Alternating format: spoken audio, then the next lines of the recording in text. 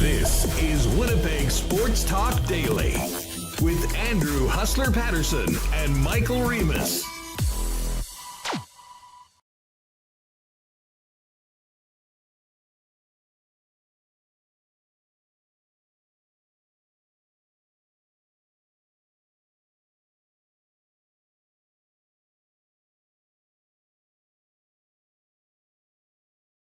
Manitoba, we're taking Winnipeg Sports Talk on the road today to visit our great sponsors, the Derminator and the gang up here in Gimli, because the Winnipeg Jets are coming to town tonight for the Jets Town Takeover here in Gimli, Manitoba, before the Jets invade Boston tonight to begin a 3-game homestand. Myself, Michael Remis, Connor Rabchak with you.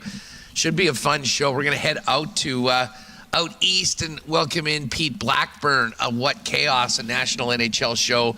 Talk Jets, Bruins, and some more of the top stories in and around the league. And we'll also get a little feel of what's going on tonight at the rink here in Gimli for the big watch party for the folks up here in the Interlake community. Kyle Balharry from the Jets is going to jump on. And I believe we're going to have a couple of Jets alumni, Ray Neufeld and Derek Meach, doing some school visits today. They're going to pop in a little later on. We'll also talk to Brandon Ruiki on the show today, and of course the three of us. We've got lots to get to coming right up, but first off, want to thank the wonderful people at Cudds. They not only, guys, did they set us up, and we're looking forward to having out, they brought us burgers in from Carlos Cucina, I believe it's called. And we've heard about this place before if you followed Burger Week.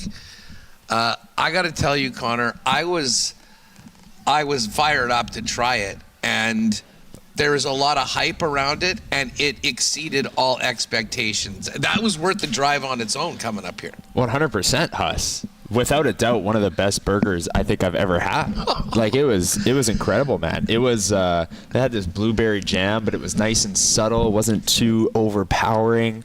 And yeah, I mean, the perfect. You come out to Gimli, you got to try something local out here. Got to do something like that, and it was incredible. I believe that is called the Jets Takeover Burger. I think that's so a it's special one that they've done today. So if you happen to be coming up with the family and going to take in everything and are hungry, highly recommend that. Huge thanks to our main man, the Derminator, for setting us up here, and the Cudds family for all of their support. Might have to do a special power poll today for Cudds Powersports a little bit later on. And we also are, of course, in Carrie Anderson country, and a big shout out to Team Anderson, who just won on the screens here. They are 8-1 at the World Women's Curling Championship and looking real good for the weekend. In addition to Cudds, just want to thank all the sponsors that make WST happen each and every day. Of course, our friends at CoolBet. Good luck to everyone with their March Madness bets and their brackets. The Winnipeg Jets, winnipegjets.com/WST. Grab your tickets for our final Winnipeg Sports Talk game of the year, Saturday, April 11th, against the Philadelphia Flyers. Manitoba Building Trades and the Manitoba Federation of Labor. Clean Line. We will get to the Clean Line lines coming up for the Jets game tonight. Our friends at Princess Auto, Manitoba Battery. The St. Boniface Mega Millions Lottery. Folks, today, midnight is the deadline. Go to stbmegамillionchoices.ca and grab your tickets. Do not miss out on such an important cause and your chance to be $1.25 million tax-free richer. Of course, Rollies, Transfer, St. Vital Dental Center, our friends at Uptown Alley, Boston Pizza, Royal Sports, Little Brown Jug, and we will get to a why not question of the day for not Autocorp, but Waverly and McGillivray. first why not question of the day, Michael Remis. I just asked Connor about the burger. Were you as blown away by the eats as the two of us were? Can't believe how good that burger was. Well, when I saw it was called the Takeover burger in honor of the Jetstown Takeover, I had to have it, and yeah, it was delicious. I've had their fries before. I don't think I've ever had a burger at Carlo's. So yes, great reputation as coming in with the Burger Week former champion. It was pretty good. Yeah, no doubt. And I have to tell you, Reno, let's get this camera. I don't know, Remus always has an interesting setup when we go out. But if you have not been to Cudds Powersports before, this place, Connor, I know you and your family is into these sort of things. This is a dream for a lot of people. This is an elite show location and surrounded by moving out of stuff. Snowmobile season. And I mean, these sleds are ridiculous. But the motorcycles, these Husqvarna bikes. I mean, I'm really big on these four-wheelers. I've been trying them out, sitting down on a bunch of them. And then, of course, boats and everything else afterwards. You could put it this way. I could drop a lot of cash in Cudds Powersports and make for an incredible vehicles. And those Argos, have you ever seen any tires that big? When we walked in, that was something that also kind of blew me away. Yeah, we drove up and the tires on the Argo were like double the height of my car. It was insane. Yeah, it was super, super cool. And they have so much equipment out front. As you said, they're transitioning from their winter to spring, and equally the amount of excitement coming into spring with all the boats out there and Sea-Doo equipment and all of that stuff. But man, yeah, some of these sleds, like we were sitting on them earlier, checking them out. Like this is high level equipment here. It's so, so cool. You gotta love it. So again, we're right at the corner of Highway 8 and 231 in Gimli, and this is the place to be. I've seen everyone here at Cudds in and around town wearing their jerseys today. Looking forward to the event tonight. And I think for Jet fans, and certainly for the Jets themselves, we're going to see whether they can stay in it. I mean, 4 points, it doesn't seem like that much. There's a lot conspiring against the Winnipeg Jets, but none of it is even a talking point if they can't go on a pretty significant win streak, and they're going up against a similarly desperate team in the Boston Bruins, who are right in the thick of it in an Eastern playoff race that seems to pretty much change on a daily basis. Yeah, this is a bigger game for the Bruins than it is for the Jets tonight. I was looking at some of the money puck odds, and with a win in regulation, Boston would go up to 70%. With a loss in regulation against the Jets, they would go down to 50%. So it would become a coin flip. Columbus is right on their tail. Ottawa's right on their tail. What are our numbers? I think it's with a win, you go up to 10%, and with a loss, you go down to 4%, and it's around 7% right now. So bigger game for the Bruins, I think. And when you look at the Winnipeg Jets, no one wants it on that west side wild card too, right? Seattle, LA, Nashville even. I know they just beat the Jets, but they didn't do it in inspiring fashion. Like, all of these teams have kind of slid out of the break. The Jets are actually playing the best hockey in terms of getting points coming out of the break. But man, it's no one really wants it in that second wild card race right now. Yeah, no doubt. I mean, I could argue, Remo, that it's a bigger game for the Jets, because if they don't win, I mean, listen, many people will say it's done already. Sure. But it's very clear. I mean, we've gone through these numbers. There's 15 games left in the season. I mean, if we're even going to be talking about the team being alive in 2 weeks, I mean, you pretty much have to come back from this road trip with 6 points, getting ready for Vegas and Colorado next week at home. Yeah, the Jets are in a tough race here. You got Nashville, Seattle, LA, all these teams ahead of them. They pretty much need to win every game when you're 4 points out. It's tough to make up ground. You're seeing 3-point games everywhere. The Jets were just part of one with the overtime loss to Nashville on Tuesday at home. But here's the road trip. You got Boston, Rangers, Pittsburgh coming up. I think every game's must win. They're basically in like a playoffs to get into the playoffs here, if that's what they're looking to do. You know, just looking at, where and we'll talk to Pete about the Bruins coming up. He follows and covers the Bruins. I believe he's a Boston guy, actually. In that wild card race, after everything that happened last night, they go in tonight 1 point up on the Columbus Blue Jackets, tied with Detroit. Detroit's got a huge game tonight against Montreal. All of these teams in this East race are seemingly playing tonight. Boston's at home against Winnipeg. Detroit's got Montreal. Those two teams are only separated by 2 points.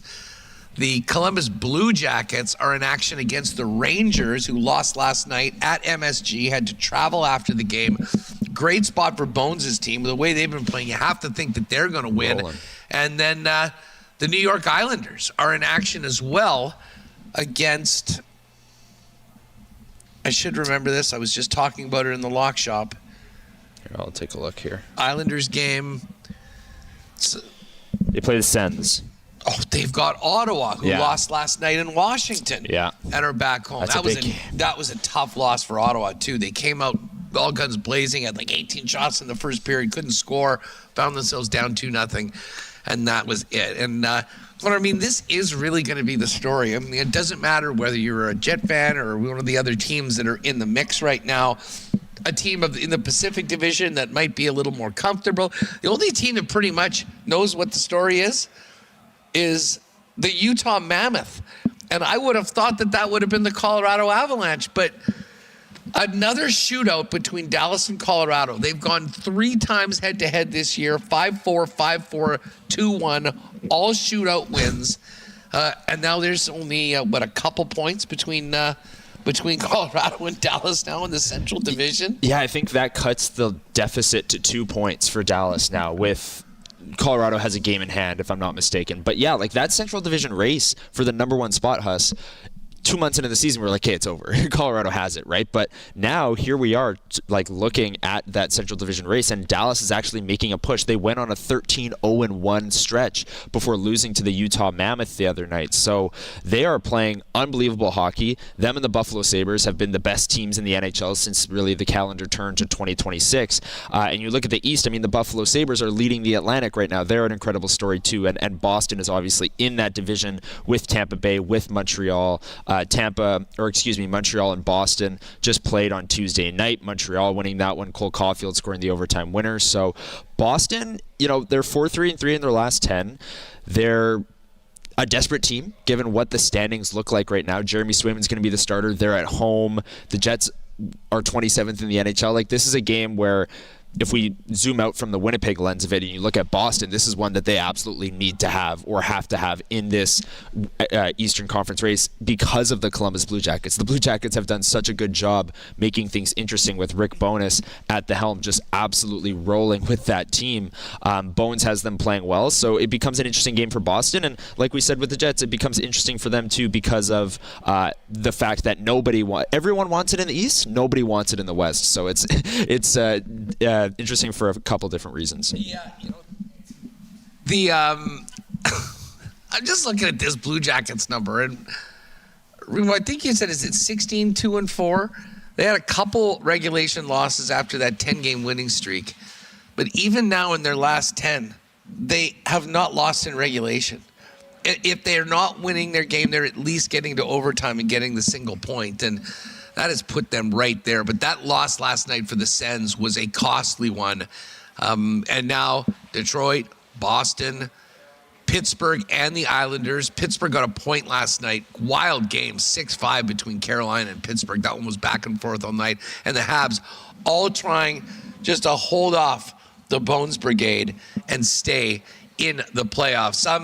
Closer to home, though, for Winnipeg, as everyone will gather in Gimli to watch the game tonight and take in all the activations that the team is putting out. The start of a very quick 3-game road trip, Reem.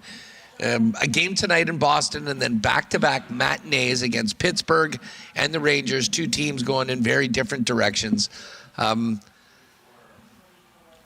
can't say that I'm surprised, as we get to the clean line lines in a minute, that we're not seeing much change. Not that we haven't saying this would be a good time to maybe do that, and I think that will happen the next couple of games. That game they played against Nashville, despite the fact that they didn't get 2 points, you would put that performance and the effort by the team up against pretty much anything on what was overall a pretty successful homestand. Yeah, I agree. And you look at the games against Colorado and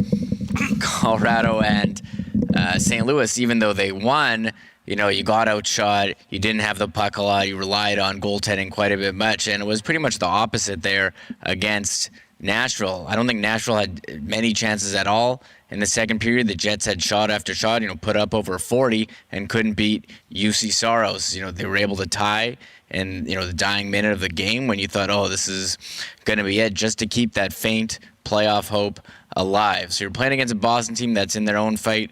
Pittsburgh, they just got Crosby back. He scored last night. They're playing pretty well. Erik Karlsson's turning back the clock. And the Rangers, I don't know what's going on there. Lafreniere was just named Player of the Week. He's been pretty hot since the deadline, but they're a seller and they're playing a lot of young guys. So I'm curious how the Jets go as a first test on the road after a pretty lengthy homestand, Huss. Yeah, 8 games at home. I'm sure that, especially with the weather yesterday, was probably a great time to get away for a few days. And you come right back with big games against Vegas, although Vegas is not really the Vegas that we've remembered for a long time. And dare I say, neither are the Avalanche. Here's why not question of the day for our friends at Not Autocorp at Waverly and McGillivray. And I'll give this to you, Connor, but folks in the chat, let us know your thoughts on this.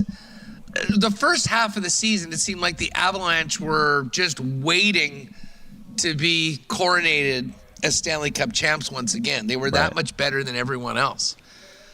I know the season takes forever, but if you look at the Avalanche over the course of the past 2.5 months, they have been, I don't want to say going through the motions. They still have some of the best squads in the league. We saw what they can do when they're pressing for a game. Right. But they lost a lot of games that they were easily winning earlier. And the fact that Dallas is there right now, we know Minnesota's going to be a really tough out. Their path out of the Central Division, a heck of a lot harder than where the Pacific is. I'm not sure whether the conversations in and around Colorado all year long as see it in the finals were a little premature. Are you still buying the Avalanche as the team in the West? I am. I buy into, there was part of your statement there that you said, the NHL season is very long. McKinnon and McCarr went to the Olympics. Nate just went to the Olympics. They had a lot of guys go to the Olympics and play at that high intensity, and they peaked so high and at such a high level so early on in the season that they could mail it in for 2 months and still be first in the Central, as we've seen them. So I still believe the Colorado Avalanche will ramp it up, maybe in the final 2 weeks of the regular season as time is ticking. There's about a month left in the regular season. So I still think we're going to see them ramp it up. I still think we're going to see them win the Central. Dallas has clearly stepped up their game, so they have to respond. But, you look at the game against Winnipeg. Hellebuck was awesome. Colorado was still buzzing, really, the majority of that game. The game last night against Dallas, Jake Onger had a .970 save percentage. It's not like Colorado's just completely rolled over and is getting dominated in these games. I do think that they're still pressing. Maybe they're not getting that finishing luck, but I think it's more a case of they peaked so early and at such a high level that they're just kind of mailing it in now. But, hey, they're still first in the Central with time to go. Call me crazy. I wouldn't be surprised if the Avalanche season is the Jets season last year. Peaking early. But the wild card 2 is going to be so bad. Say they get the 1 seed, they're going to play like Seattle or someone. I don't know. True, but I guess the point is, Remis, what are the chances, percentage chances, that the Avalanche go farther this season than the Jets did last year, i.e. get out of the division? Because they're going to be playing a very good Dallas or Minnesota team, hopefully Dallas, in that second round. And to me, at that point, with the way things are right now, I can't see it being more than a 55-45 thing in favor of the Avalanche. Is it set in stone that they're going to finish first right now? They're only 2 points up on Dallas. They could fall down. They could play Minnesota in the first round. If Dallas wins in regulation yesterday, are they tied? Or they were 1 point back. 1 point back. So... thing about Colorado is, are they the team that can just dominate, play, and not finish like McKinnon and McCarr did in the gold medal game? I had flashbacks at watching Hellebuck stone them here on Saturday. Sorry to bring it up. But last night they outplayed Dallas, outshot them. Jake Ottinger, exceptional, but couldn't finish. Ended up losing in a shootout. I have to think they're going to figure this out. As Connor said, it's not like they're getting outplayed. the last couple of games they just couldn't score. So I think they'll figure it out. However, that second round matchup, if it's against Minnesota or Dallas, gonna be extremely, extremely tough. Could even be the first round matchup as I mean, that's the way it is. Whoever the 2-3 in the Central. You know what would be even better? I mean, you all know my feelings about the Minnesota Wild. It would be even better if Dallas actually won the division and the Wild had to play the Avalanche in the first round and didn't win. You want to talk about something that would trigger Bill Guerin? That would certainly be it. But again, it's you are where you finish right now. That power play is a real problem, though, for the Avs. Like, that is another thing I didn't bring up. That is a legit, like, if you're going up against Dallas in the second round, and Dallas is one of the best power plays in the league with Rantanen and Wyatt Johnston and Heiskanen and all of those guys. Like, that is a legit problem for the Colorado Avalanche. If you want to point to one thing, they control play, they do all this stuff. They have one of the bottom three power plays in the National Hockey League, so that might bite them come playoff time. No line changes expected tonight for the Winnipeg Jets. We'll get to the clean line lines a little bit later on. Coming up in just a minute, Pete Blackburn from What Chaos. We'll talk Jets, we'll talk Bruins, we'll talk a bunch of the other big stories in the National Hockey League as we get ready for the Jetstown Takeover tonight, live from Gimli, Manitoba on WST. Pete Blackburn coming up in a sec. Hey, Bob, you hear the news? I can't listen to the news, Daryl. This is different. Always so negative. Not this time. Manitoba's got these new jobs agreements. And when the government builds things like new schools and hospitals, they'll hire Manitoba workers first. Really? Creating good jobs with union standards and more apprenticeships for Manitobans. And we'll get rid of those out-of-province license plates on job sites. Keeping our money working for Manitobans, eh? You betcha. Well, that's how it should work. I knew you'd like it. A message from Manitoba's Building Trades and Federation of Labor. Spring into good times at Uptown Alley and eat, drink, and play at the most fun spot in the city. You'll enjoy 5-pin bowling, 10-pin bowling, a state-of-the-art arcade, and good times playing laser tag as well. And in addition, Uptown Alley features incredible food and drink options at their bistro.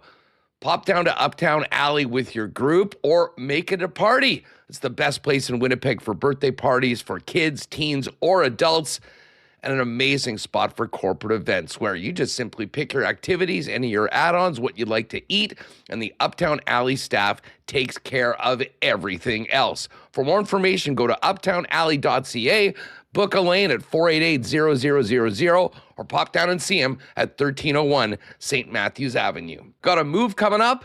Lean on our friends and longtime sponsors at Rolly's Transfer, the most trusted name in moving and storage in Manitoba. Now into their 7th decade with over 60 years of experience, family owned and operated. Head over to their website at rollys.com to find out all about their services serving Winnipeg and southern Manitoba. In the top right corner, you can click on Request an Estimate.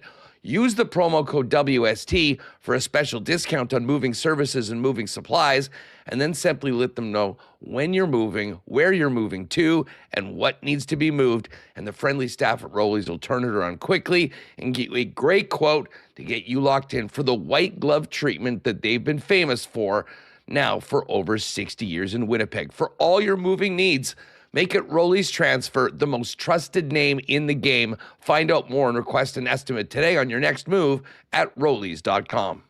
Has it been a minute since you've been to the dentist? If it is, our pal Doc Harry and the wonderful staff at St. Vital Dental Center would love to see you. They've been taking care of generations of Winnipeggers and Manitobans in St. Vital for years, and have now moved into a beautiful new facility at 167 St. Anne's with state-of-the-art equipment and convenient free parking right behind the building. They'll handle customers and clients from 6 months to 99 plus with a full array of dental services, from cleanings and checkups to surgeries like dental implants. Dr. Terry and the gang can absolutely do it all. We'll do it with a smile on their face and make your smile look even better than it's ever been. Go to stvitaldental.ca online to make an appointment. Pop into St. Vital Dental, get that girl taken care of, and tell them the boys at Winnipeg Sports Talk sent you. All right, this is going to be fun. I figured a perfect time to welcome in one of the hosts of the popular hockey podcast and YouTube show, What Chaos, which you can listen to and check out before WST every day, 11 a.m. Central, noon Eastern. Pete Blackburn in Beantown joins us now on the show before Jets Bruins. Pete, it's great to have you on WST. How are you? I'm good. Thanks for having me. Excited to be here. Yeah, no, it's listen, we're looking forward to this game today. I was telling you before we came on, it has been a weird season for the Winnipeg Jets. Let me ask someone far out of the market, other conference, that saw what the Jets did last year, winning the President's Trophy and losing to Dallas, a very good Dallas team in the playoffs. How surprised are you that we're talking about a team that has a single-digit playoff percentage coming into the Garden tonight? Yeah, pretty weird, pretty surprising. Like I've never been like the biggest believer in Winnipeg and sort of like their case to be a true contender or a Stanley Cup contender, even when they've had their regular season success. I think a lot of it you look at and you say, well, that's, most of their production comes from one line and they're held up by really, really great goaltending. But even still, like I think that both of those things maintain this year.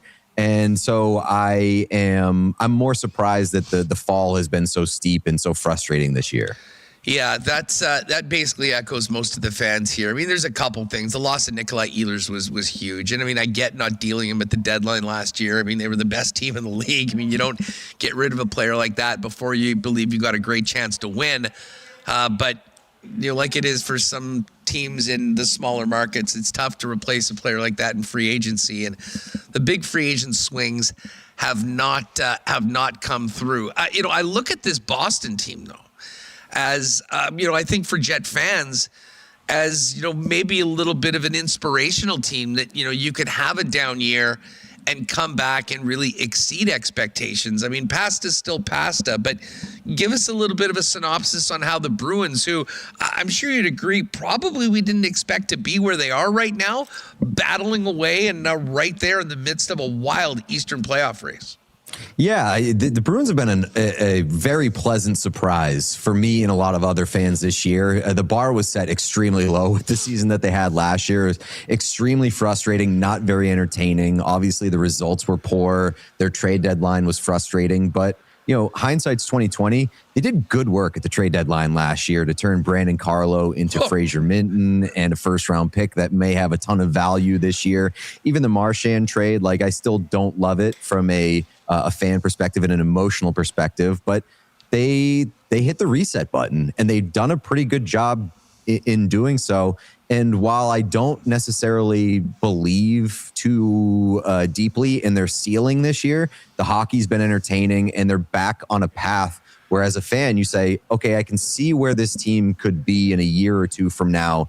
And I don't hate it, especially with a guy like James Hagen's coming down the pipeline and some of the other prospects that they have in the system. Like they're in an okay spot right now. And I think that if I was a year in the past, I would take that. Absolutely. Yeah. You hit on a couple things. We'll get to the Toronto trade and their situation in a minute, but that Marchand, I mean, we do an extra long show. And last year, I mean, there was so much intrigue as to what the Jets were going to do. And unfortunately, too often you make moves kind of going, quote unquote, all in that end up biting you. And that certainly was the case this year with the cost that they paid for Luke Schenn. But that Marchand trade came in so late.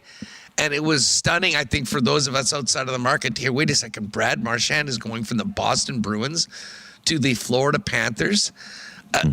Give us the emotional up and down the Bruins fans were feeling. And what was it like to see him actually win another cup as a Panther for a team that, I mean, let's face it, I don't know if there's any market that doesn't hate Florida outside of Florida, but especially a team that, had the history with them ruining their record-breaking season in 23.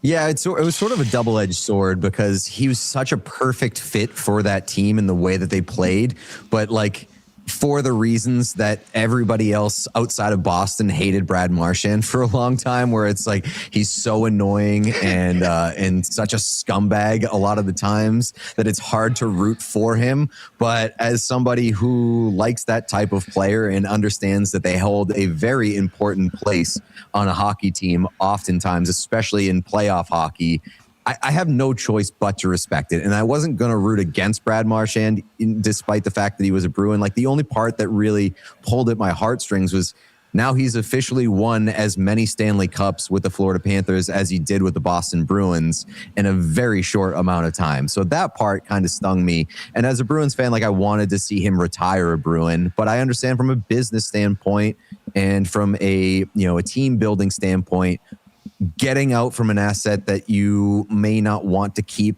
and may not feel fits in your window. Like, Don Sweeney is paid to make those tough decisions. Cam Neely is paid to make those tough decisions. And I guess it's better to be able to pull the trigger on something like that versus holding on to your guys for far too long and finding yourself in an unenviable position in terms of competitive window. Well, I mean, listen, far too long hasn't happened yet for Marchand, but I mean, to keep him, they signed him till he's like 44 years old. So I guess we'll see how that goes. But I mean, how did we get to that point? Because I'm with you. I mean, it was stunning to see him leave Boston. And was it just a matter of this team was going to be getting younger? They didn't think he fit in. They thought he was going to want so much money based on the value contract that he had before that it wasn't palatable to keep him around. Because to be honest, Brad Marchand can still play. He is one of those unicorns. He is such a pain in the ass to play against. That is good for a team overall. I was still surprised that they let him go. Yeah, I mean, they've been known, that front office has been known to be pretty, I guess, stubborn in the line that they hold in negotiations. And, it came out after the trade deadline that, like, Marchand was willing to move off and make some concessions, and the front office didn't necessarily align themselves in that same vein. So that explains that a little bit. I also think that last year was just such a mess in terms of the room seemed to be a mess. The team was a mess. Everything was messy last year for whatever reason. And I think it got off on a very, very poor starting point with the Jeremy Swayman negotiations. And I still maintain that kind of poisoned the well, for better or for worse, fair or unfair. I think the season got off on a horrible foot with those negotiations. I think Jim Montgomery lost the room in the early days of that season, whether or not it was because they entered the season with him as a lame duck head coach. All of that has kind of been discussed ad nauseum around here. But ultimately, I just think that the train left the rails pretty quickly last season, and they had a hell of a time trying to get it back on those rails. And ultimately, it crashed and burned pretty unfathomably. Well, that crashed and burned unfathomably. That sounds like the return in the trade between the Bruins and the Leafs from the Toronto side. I mean, if you go back through the history of trades, I'm surprised that they don't hire a GM and say you're only allowed to deal with 30 of the 31 teams, because it seems inevitable that if there's a Toronto-Boston trade, it blows up in the Leafs' face. I'm sure there's a lot of Bruins fans right now watching the Leafs nightly, not because they think that they'll push for the playoffs, but think that they might just end up in that sweet spot outside of the top 5 where the Bruins are getting like the 6th or 7th overall pick in the draft from that deal last year with Carlo and Minton. 100%. And it's a weird balancing act where you want them to lose, but you don't want them to lose too much. And you see Austin Matthews go down and you're like, that could be good for the pick, but it could be awful because it could see them enter into the top 5. So the Bruins really need the Leafs to screw this up as badly as they possibly can. And the good news for Bruins fans is the Leafs are pretty good at doing that when it comes to their dealings with the Bruins. So, the stakes seem pretty high with regards to that pick, especially given that it can kick till I think 2028 if it doesn't go the Bruins' way.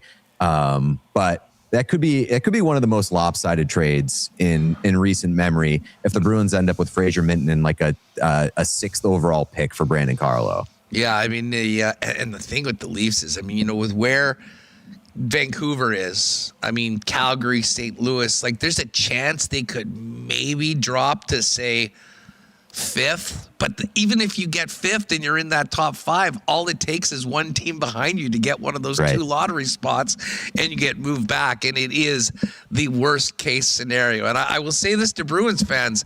If history tells us anything, when it involves the Leafs and the Bruins, the worst case scenario probably happens for Toronto. While we're talking about Toronto, what did you make of everything that happened with Austin Matthews, the lack of response from the Leafs, and really they've been sort of making up for that over the past week, and it seems to actually have helped them a little bit, play with a little bit more jam and win a couple hockey games.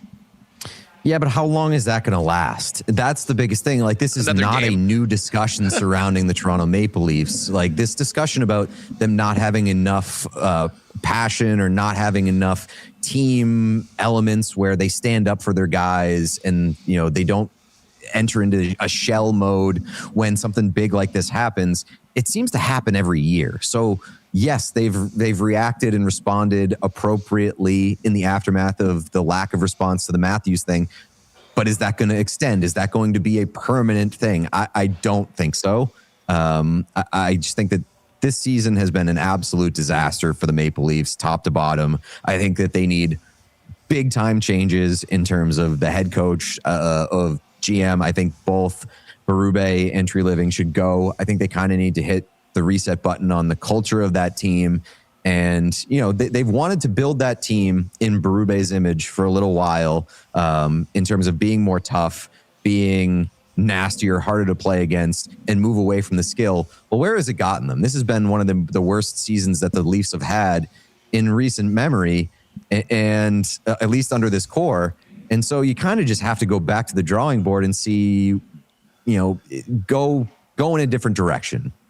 I mean, the irony of that entire thing is that they hadn't won coming out of the entire playoffs. And then that happened. And I imagine, like, that night that Austin got hurt, the Gudis hit, the lack of response, and the conversations afterwards will be the most memorable game of the entire season for the Leafs as it pertains going into the offseason. And yet that lack of response is literally a 180 from what you would expect from Craig Berube, that's for sure, which just shows to you how far off they were in getting it right from what they were apparently trying to do with their roster. 100%. And I mean, I think that the element of Matthews and his involvement in this, and like, I don't know if you want to tie in the Olympics and like him getting to play with a team where he really gelled and seemed to be a big part of and had a leadership role on a team that actually won something. And now you're heading towards an off season where there are questions, and I think louder than ever, with like, what's this guy's future in Toronto and who's going to be there to kind of steer that ship if he does remain.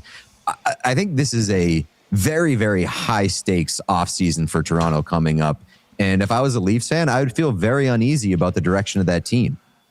I mean, I will say this, if Austin decided that he was thinking about maybe going somewhere else, I mean, the ransom for him would be significant. And you want to do a complete reset of your team, that's certainly the way to do it. But not a lot of teams get a lot better by trading one of the best players of the world. The Leafs aren't in it. The Panthers aren't in it. The Jersey Devils aren't in it. The Rangers aren't in it. And yet you look at the Eastern standings right now, Pete, and here's a list of teams that were plus money on the lines to make the playoffs. The Buffalo Sabres, the Montreal Canadiens, the Boston Bruins, the Detroit Red Wings, the Pittsburgh Penguins, the New York Islanders, and the Columbus Blue Jackets. And those teams are going to lock down 6 of the 8 spots, barring a miracle run by Ottawa, to make the playoffs. How are we where we are in the East right now? I can't remember a more wide open field going into the playoffs and kind of a more bizarro regular season based on our preseason expectations. Yeah, I would agree. I mean, there's so much turnover in the Eastern Conference this year that you wonder, like, where the hell this came from? Where did Buffalo come from? I think that some of the other ones are a bit more, I think we've been waiting for Buffalo, but to the degree that they've turned it around within the course of this season has been shocking. Montreal took a big step forward last year. I think that you could have seen them, continuing that momentum, but like Pittsburgh finding complete new life under Dan Muse, a first-year head coach. New York Islanders just absolutely hitting the biggest windfall possible with Matthew Schaefer, who has been ready from day one to step into that role and be a franchise alterer. Like, that's incredible. Detroit, we've kind of been waiting for. The Bruins are a big surprise. The Blue Jackets even have had a massive turnaround this year with the Rick Bowness hiring. Bones. So it's a shocking Eastern Conference playoff picture. You've got 2 of the usual suspects with Tampa and Carolina, and then everybody else after that, kind of a big surprise, and it's a lot of fun. You know, I mean, listen, we've got a lot of fans of Rick Bowness for what he did here in Winnipeg for those couple seasons with the Jets, kind of instilling a really much-needed culture change. I think they're 16-2-4 since Bones took over. I mean, their last 10, they have not lost in regulation. They lose, they at least get to overtime. They're one back of the Bruins and Red Wings and two back of the Islanders and Penguins. And I guess technically just three back of the Montreal Canadiens. Do you think the Blue Jackets make it? And if they do, who's the most likely team that it's at their expense? I think Detroit's in a tough position with the loss of Dylan Larkin and sort of how banged up they are. That team is, not without its flaws. I would say the same thing about the Bruins. Like the Bruins have hit a bit of a frustrating skid. The good news is that they still kind of are banking loser points, which is very important right now. But I absolutely would not be surprised if the Blue Jackets hopped one of those two teams and got into the playoff picture. They've been on a tear since Bowness has taken over, and they look like a really good team. And we saw last year they were right on the precipice. I think they can be there right there again this year. One thing that stood out to sort of bring me back to tonight's game. The Bruins have the most wins at home in the National Hockey League. What is it with the 25-9-1 for the Bruins at the TD Garden and a sub-500 record on the road? Any special secret to why this team has been so dominant at home? I couldn't tell you. I don't understand when that happens, when a team is so much better, whether it's at home or on the road or vice versa. It's always confusing to me. The Bruins really are way more impressive at home than they are on the road, and I don't know what the reason for it is. I will say, the Bruins recently have been quite frustrating, and some of their warts are showing. I was looking it up earlier today. A fascinating stat involving the Bruins over the past couple of weeks is that they have 18 goals. In their last 18 goals, 16 of them include a primary point from David Pastrnak and or Pavel Zacha. And outside of that, there's just been two times over the past several weeks that the Bruins have gotten contributions without a primary point from those two guys. And I think it speaks to where their offense is right now. They're really not getting anything without those guys on the ice, and it has been very, very frustrating to watch. When we talk about the Bruins roster, and I mean, the Jets are in a position where they've been trying to find second line center really for 5 or 6 years. I mean, we talk about that a lot on our show, it just seems like a rotating door of every single year. The Winnipeg Jets are like, hey, you got a second line center for us? Yeah, I mean, this year, every year. They'd hoped that there was some magic with Jonathan Taves. That didn't happen. I mean, listen, as a local story, it was incredible. Great to have him back, but it just hasn't worked. It's so difficult to acquire those players via trade. Certainly free agency, it's tough. And then we look at Morgan Geekie, who shows up in Boston and goes back-to-back 30-goal seasons after being not qualified by the Seattle Kraken. Just tell us about Geekie's run as a Bruin and what a big part he is of this team. Yeah, I mean, I've been a Morgan Geekie fan going back to Seattle, and I was stunned that Seattle didn't even find him worthy of a qualifying offer. His usage in Seattle, the analytics said, play that guy more. He's got a great shot. He will score for you. So when the Bruins signed him, I was very excited about that. Did I think that he would be a 30, potentially 40-goal scorer for the Bruins? Absolutely not, but I thought he would be a useful middle six player. I've been stunned by how important and how good he's been for this team. I mean, you put him next to Pastrnak, and there's a spark there, but he's also been useful away from David Pastrnak. I wouldn't say he's a full-on Pastrnak merchant, but obviously Pastrnak makes him better, and Geekie as a trigger man has been a godsend for the Bruins. He just plays with a really good motor. His energy is always there. He's a responsible 200-foot player, but really his shot is where he's made a lot of money, and his shot has always been really good. He can let it rip, and that is maintained from Carolina to Seattle, now to Boston. just a really good player that's been underappreciated for a while. And the Bruins finally found a diamond in the rough, and he's really shown here. Yeah, and I mean, listen, I'm sure there's some tough conversations over the past year or so in Seattle going, how did we let that guy go for nothing? But it happens, and he's been a big part of Boston moving forward. Hey, before we go, I want to you guys, obviously, What Chaos, by the way, if you haven't checked it out, make sure to give them a sub on YouTube. Check out their shows daily, 11 a.m. Central Time. You'll greatly enjoy it. And you guys go around the league on all the topics. A topic that we've been hitting on the program, and just in bar top conversation, was touched on by Hayes yesterday on Overdrive. We were talking about essentially the trade board of the league, like who you would trade this player for. I could make the argument that right now at 19 years old, Macklin Celebrini is the most untradeable contract. Like, 1-for-1 for a player. Like if the Sharks were offered Connor McDavid, but knowing that there was 2 years left on a deal, they probably don't make that. Just thoughts on the value right now of Celebrini and Matthew Schaefer on the Islanders as teenagers right now, and how close that is to really the most valuable contracts and properties in the NHL. Yeah, I mean, if you're going off of like dollar for dollar, I think that Celebrini and Schaefer are the two most valuable players in the entire National Hockey League, which is pretty shocking. But Celebrini, I think you're right in the sense of like, I don't know if there's a single player in the league who could be traded for Macklin Celebrini right now, based off his trajectory, based off of his dollar for dollar value.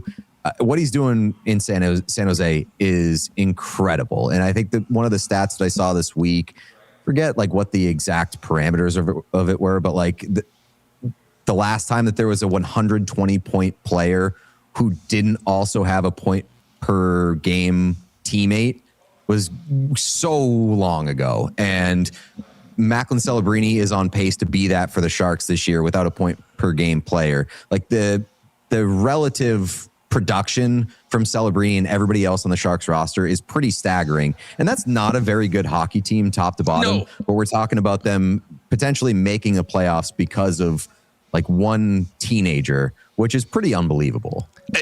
Let me ask you this. If they do make the playoffs, I can make a big time argument based on the criteria for the MVP that he should win the Hart Trophy. Do you think he'll be a finalist, and should he have a chance at winning the thing if they make it? I think it'll be a crime if he's not a finalist, if they do make the playoffs. Whether he wins it or not, I don't know. I think there are several strong cases across the NHL. But I mean, he's right in there. And this is not like the Taylor Hall case where you're kind of looking for another MVP candidate and you just go with this guy because of the relative production. Like Celebrini's case would stand on its own, even if he did have high production teammates, but he doesn't. And that makes his case even more impressive. So if they make the playoffs, I think that there is certainly a strong case for him to win it, but he absolutely should be a finalist. Yeah. I mean, you've got the big boys in Colorado, the guys in Edmonton. I mean, all of them incredible players, and you can make the case that they're the most valuable player. But I mean, when you think of what San Jose started with, where they are right now, and who's getting it done, I mean, I think I might vote for him, to be honest with you, at the end of it's all said and done. Hey, last one for you, and this has been so much fun having you on the program. We were traveling, so I didn't get a chance to see the show this morning. What was your take on all this business with Jack Hughes and the puck from the gold medal game and going into the Hockey Hall of Fame? I think that the prevailing sentiment here is that this did not need to be a story and it did not need to be a mess. But Jack Hughes kind of made it a mess by having such a strong reaction when he was asked about it. Like to say that it's BS without really even asking for the puck or allegedly not knowing where it went and being so shocked that it's in the Hockey Hall of Fame. I said this morning. It was like, if you had asked me, if you'd come up to me on the street and been like, hey, Jack Hughes doesn't have his golden goal puck, where is it? I'd probably say the Hockey Hall of Fame because it's a likely place for that to be. So for him to be like, I can't believe it's there. It's pretty stunning. I don't blame him for like wanting it or showing an interest in having that puck, but the strong reaction that he had, and then the shock about the reaction to his strong reaction, just didn't need to happen. And it's made Jack Hughes look a little silly throughout this process. Yeah, I mean, listen, those guys absolutely full marks for winning the gold medal. I don't know if it's been a gold medal PR performance since that puck went in the net for the team. And this one, like, to go through all of that and then mention that, oh, no, I haven't asked for it or anything like that, was a little bit of a head scratcher. But, hey, lessons learned. He'll be remembered for that one for a long time, and I'm sure they'll make him a replica or something like that while he gets his new teeth. Pete, thanks so much for the time. We'll look forward to this game of the Jets and Bruins tonight. Hopefully we can do this again sometime. Love the show. Keep up the great work on What Chaos, and hopefully a lot of people will pop over. Join you guys daily before we get going a little bit later on in the day. Have a great one, and thanks for joining us.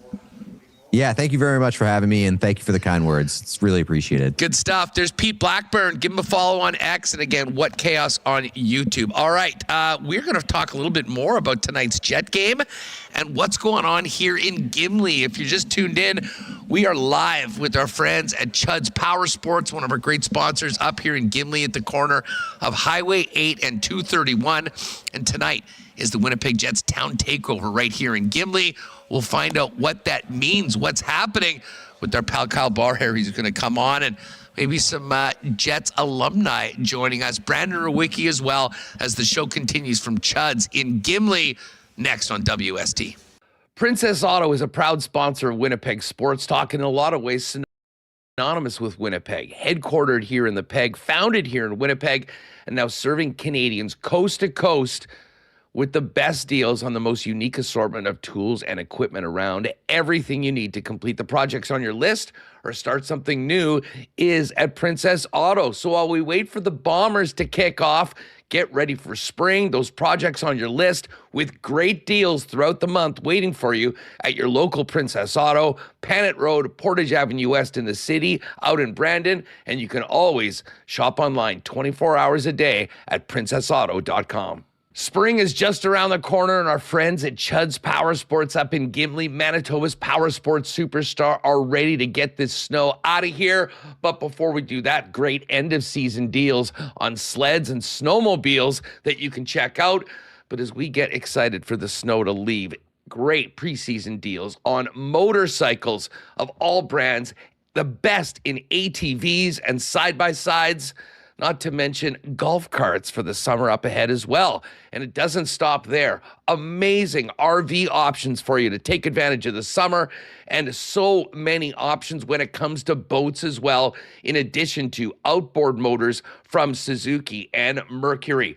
The best deals in town. That's how they've been in business as Manitoba's Powersports Superstore for 80 years. Pop out and see him in Gimli at the corner of Highway 8 and 231, and shop online today at their website at chudspowersports.com. Manitoba Battery is your local option for the best prices in batteries for all of your battery needs, whether it's getting your car and truck through the teeth of the Manitoba winter, or as we warm things up and get ready to have some fun, the best in batteries for motorcycles, ATVs, boats, and more. If it needs a battery, Manitoba Battery has it, and Donnie and his amazing staff will not only provide you the best in customer service that you won't see at the big box stores, they'll beat the pants off the big box stores in price. Shop local, save money, and get the best in customer service for all your battery needs at Manitoba Battery. Now with 2 locations in Winnipeg, Logan Avenue and Dovercourt Drive, they'll also save you time and deliver those batteries to you citywide, anywhere inside the perimeter. You can shop online as well at manitobabattery.com today. All right, welcome back to beautiful Gimli, Einerson country. Shout out to Carrie and the team. 8-1 in the World Women's Curling Championship. Of all the times for us to be in Gimli, probably would have preferred for Carrie to be here, but next best thing is following her in the World Curling Championships. But no Carrie Anderson right now, but we do have another K. Kyle Balharry, our good friend, director of game production for the Jets, and taking the show on the road today with the team. Yeah, it's great to be here in Gimli. The drive up, I was reminded of how beautiful it is the entire way up, and I've been up here many, many times, from either enjoying the boardwalk at Gimli or perhaps the legendary Sunfest days. It's a little different in the winter, though. Yeah, it's different, but, it's the same spirit and greatness that we all see each and every time we see the prairie and the sky on the way up. It's honestly awesome. I love it up here. You want to get on a couple of these sleds and do a rip after the show? Let's do it. I'm in if you are. Can you believe all this stuff here? It's actually pretty incredible. Man. It's pretty impressive all the way around. I don't even know where I'd start. Connor's been eyeing up these four-wheelers pretty much since the second we came in. He's right now working the computer on a four-wheeler right now. The sleds are good. We're getting into bikes and then, of course, boats. But, yes, the beautiful Interlake in the winter. And it's hockey season. And I got to tell you, we got here today, stopped off just outside on the way in, came into Cudds. Everyone in Jet jerseys, and it seems like people are pretty excited about the town takeover, which has really grown over the years after some awesome nights in other Manitoba communities. Yeah, no doubt. We were just talking before this. Our first one was in Morris, the incredible border town of Morris, Manitoba, which was awesome, the first one. Not quite a border town. Come on, Emerson's the border town. Yeah, true enough. It's not exactly the border town, but it's pretty close. It gets flooded. Listen, 75 south, on the way. And then we were in Stonewall. Incredible hockey town as well. That was a big one. That was a big one. I think we had almost 2,000 people there in the arena watching that game. That was pretty exciting.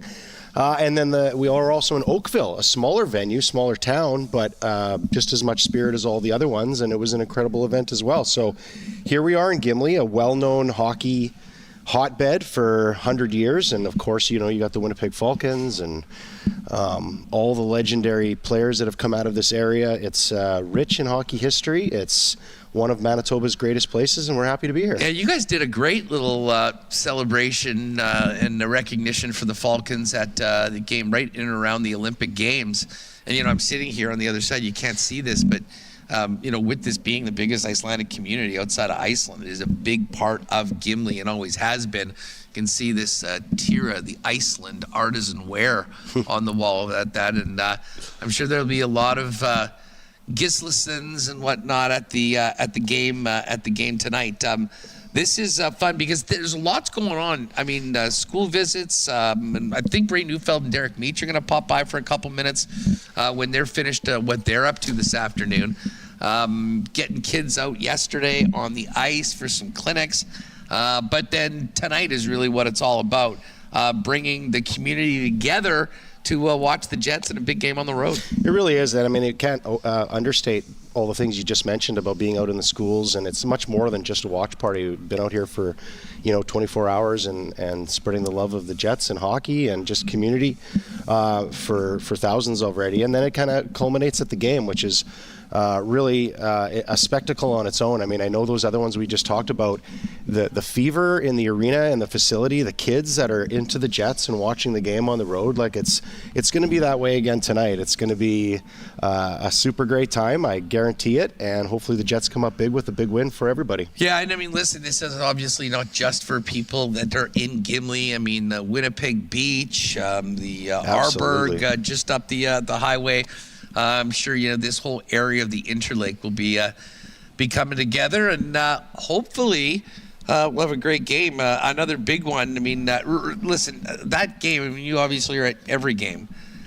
Overall, pretty successful homestand. Some nice wins at the start. A couple duds last week. They came back with the big weekend wins. I would argue that performance by the Jets, despite losing in a shootout, might have been the best of the entire 8, and that includes wins over Tampa and the Colorado Avalanche. It was an entertaining game for sure. I mean, the Jets put up 40 shots. There was plenty of great saves at both ends.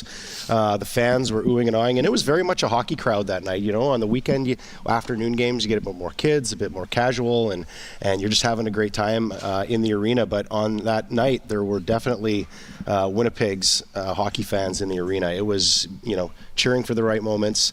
Nice shifts, forechecks. The crowd was cheering. I mean, it really just showed how strong of a hockey culture Winnipeg has, for sure. Well, I'll tell you this. I mean, I thought that from that game, a lot of the things that you mentioned, that maybe a crowd of Winnipeg would get more than some others, not to throw shade anywhere.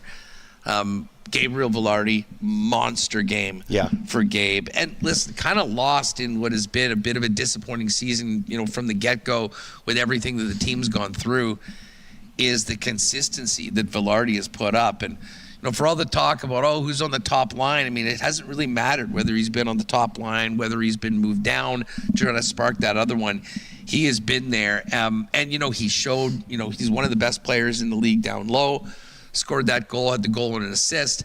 But the guy that he has been playing with at times, that obviously was hampered earlier on this season coming off that hip injury, was Adam Lowry. And Lowry made a few hits, plays that kind of felt like the Adam Lowry that, has been such a backbone of this team for so long, wearing the C. And, going on the road to Boston and obviously Pittsburgh and the Rangers right now, guys like that, exactly what the Winnipeg Jets need, but it's pretty much all hands on deck right now as they try and stay in this race and claw a little bit closer to the Seattle Kraken, who are in Nashville tonight taking on the Preds. You said it. It's going to take a full team effort, and each one of the guys you named, I mean, Velarde's been showing his skill all season long. There's no doubt whatever line he's been on, and he's on the verge of 30 goals.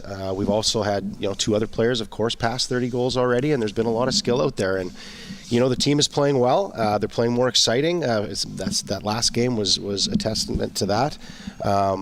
More on the way. I think they're pretty excited about this road trip. I think that guys like Lowry and some of the other guys that you named are ready to step up, and they have. It's an exciting time of the year. We're 4 points out of a playoff spot.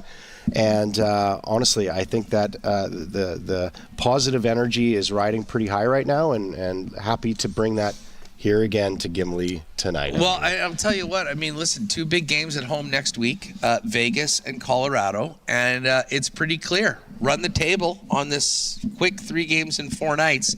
Easier said than done, but roll that out there. Get 6 points, come back, and let's make these teams earn it and make things interesting. Agree. And you got to believe, because what else is there except for, heading into each game thinking that you're going to win the game and then let the chips fall where they may. And if you think you're going to win every game, you might just.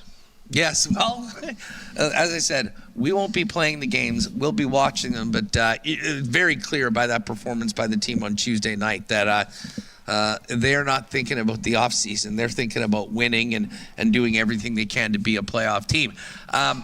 That will wait. And obviously, those 2 games next week will be nice. Another shot against the Avalanche with home and home, and always a great rivalry against Vegas. But we bring it back to tonight here in Gimli.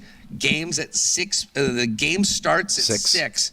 What time are the doors opening? What's happening around? Just give people an idea. Yeah. I'm sure there's some people in the city. Of course. You know what?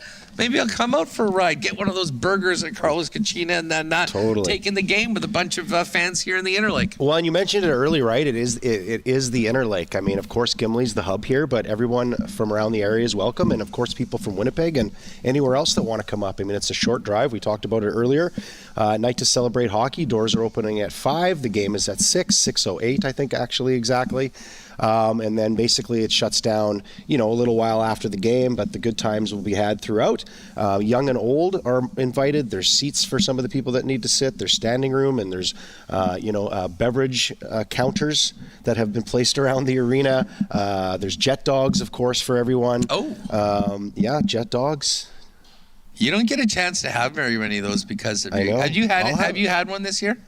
This year, I think I have. Yes, we have. Sometimes we have tastings for some of our special heritage nights and our, like the jet dog on a, South Asian heritage night. We might have a sampler. Remis and I had the Reuben. Yeah. Reuben jet dog. Yeah, it was really good. I've been the kraut on it. Yeah, it was excellent. Kraut, corned beef on it. Corned beef for pastrami, yes. And the Reuben sauce or the Thousand Island. That sounds amazing. It was great. Phenomenal. And I've been wanting to have another one, but I think that was sort of like the dog of the month. Well, tonight they've got a new one. But listen, at the end of the day, those are nice ones to try. When I normally get one, I mean, you can't go wrong with just the jumbo jet dog with the fried onions, like not even bacon, cheese, anything like that. That's my favorite. I did have the mac and cheese dog though during this homestand, and the bacon mac and cheese was good. I still put the Reuben above it, but if you haven't had a chance to try one of those Jet Dogs and you're coming out tonight, tonight's the highly night. recommend. How long does it take you to eat a Jet Dog? Well, you know me. I'm a bit of a slow eater, Kyle. So like 2 hours and 15 minutes? No. I had one, and I had a nice spot on the rail in the concourse at the intermission, and I took my time and basically ate it through the duration of the intermission, but got into my seat for puck drop. But it essentially took the full intermission. Well, I always see pure enjoyment on your face when you're enjoying some of the classics, Andrew. Some of the classics, yes. And a Jet Dog would be one of those. So maybe we'll have one together tonight. Yes, indeed. Now, you were just there. Now, as I said, we're at Cudds, which is the corner of Highway 8 and 231. Whereabouts is the rink from here? Just come off. Like Just around the corner. Just around the corner. I mean, I yeah, think it's it is very close. It's my GPS said 4 minutes, but we could probably walk here in 5. I'm sure it was a couple of twists and turns exactly where it's located. Actually, might be hard for me to say. The way I can't believe I even asked you that, folks. Just a little peel the curtain back. This individual to my left never takes the direct route. There's always a little bit of sightseeing. So especially when you're out of town in the Interlake, you can do that. And as I said, it was a beautiful drive up here. Yes. But 6 o'clock is game time at the Gimli Arena. Come early, grab a Jet Dog, take in everything that is the town takeover, and hopefully we'll hook up with Corey and his fellas. They're on the way. He wanted me to let you know they're definitely coming. Okay, perfect. Well, they'll be here around 2:30. They said ready to go. We will look forward to those guys. Well, Brandon Ruiki is going to join us in a couple of minutes. Obviously, Connor and Remis here. Balls, great to see you. We'll touch base after the show. I would definitely suggest that burger if you can before you get to the Jet Dog. And everyone, there is a rumor, I'm not sure whether it's happening, Kyle might be in a handicap match against Mickey, Moose, and Benny tonight. You'll have to show up to see whether that happens. Is there a rumor about that? Well, I just started right now. Okay. Would you take them on 1-on-2? I mean, they're pretty special. I think it'd be I know. You've had some back issues too. It's tough to get back into the ring at this point. Might need a little bit more rehab. Maybe. I'd still pick me in that one. I got money on you. Balls, thanks for doing this, pal. We are going to have Brandon Ruiki coming up, and we'll get Connor back in here, Michael as well. We got to get to a busy night in the National Hockey League. Kind of this Jets-Boston game, a perfect way to get things going tonight for the action in the NHL, because it's got major implications on both sides of the East and the West playoff race. But we will come back to Cudds Powersports. Brandon Ruiki still to come, and a quick visit with Derek Meach and Ray Neufeld, who are going to pop by Cudds as well as we continue WST live from Gimli before tonight's Jetstown takeover on WST. WST would like to thank our friends at Cleanline Plumbing, Heating, and Electrical for their support of Winnipeg Sports Talk throughout the Jet season. When we're doing the Winnipeg Jet lines, we do it with the gang at Cleanline, who are the leaders in Winnipeg residential and commercial plumbing, heating, and electrical services. Your one-stop shop with over 40 years of experience. And like the captain, Adam Lowry, has the back of his teammates, Cleanline has yours with 24/7 emergency services. So when you're in a jam at any time of the day, Cleanline has you covered. 204-500-2001 is the number. Write that one down, 204-500-2001 for 24/7 emergency services from the official plumbing service of the Winnipeg Jets. You can find out more online at cleanline.ca. Well, it's time to get ready for spring with our friends at Royal Sports, Winnipeg's sports superstore, family-owned and operated for over 50 years. And as we get the snow out of here, it is time to get back on the pitch. Royal is the soccer headquarters in town with more boots than you've ever seen. Not to mention great soccer merch from teams and nations around the world. Of course, we got baseball and slow pitch season coming up. They'll get you ready with gloves, bats, everything you need to dominate on it. Of course, they've still got hockey gear, snowboarding gear for those of you making the trip out for spring break, and the best selection of licensed merchandise for fans of the NHL, National Football League, NBA, and of course, Major League Baseball with Blue Jays season just around the corner. Royal Sports, 750 Pembina Highway. You got to see it to believe it. Get down there today and make sure to follow them on Instagram at Royal Sports Winnipeg for the latest merchandise drops and sale information.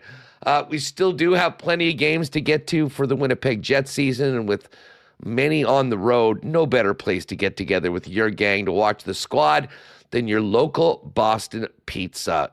Ice cold schooners, world famous BP wings, gourmet pizzas, and of course, Winnipeg Jets Pick a Player contest where you can win great prizes from BP every time the Winnipeg Jets score. So for the next game or the big game on the TV, head on down to Boston Pizza at your local BP location. Buckle up, and of course, if you are staying at home, you can get the great taste of Boston Pizza by ordering online at bostonpizza.com.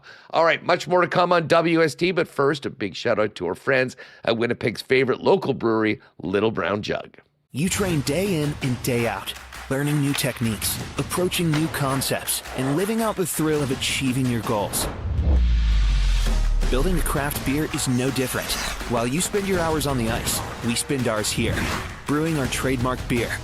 Again, and again.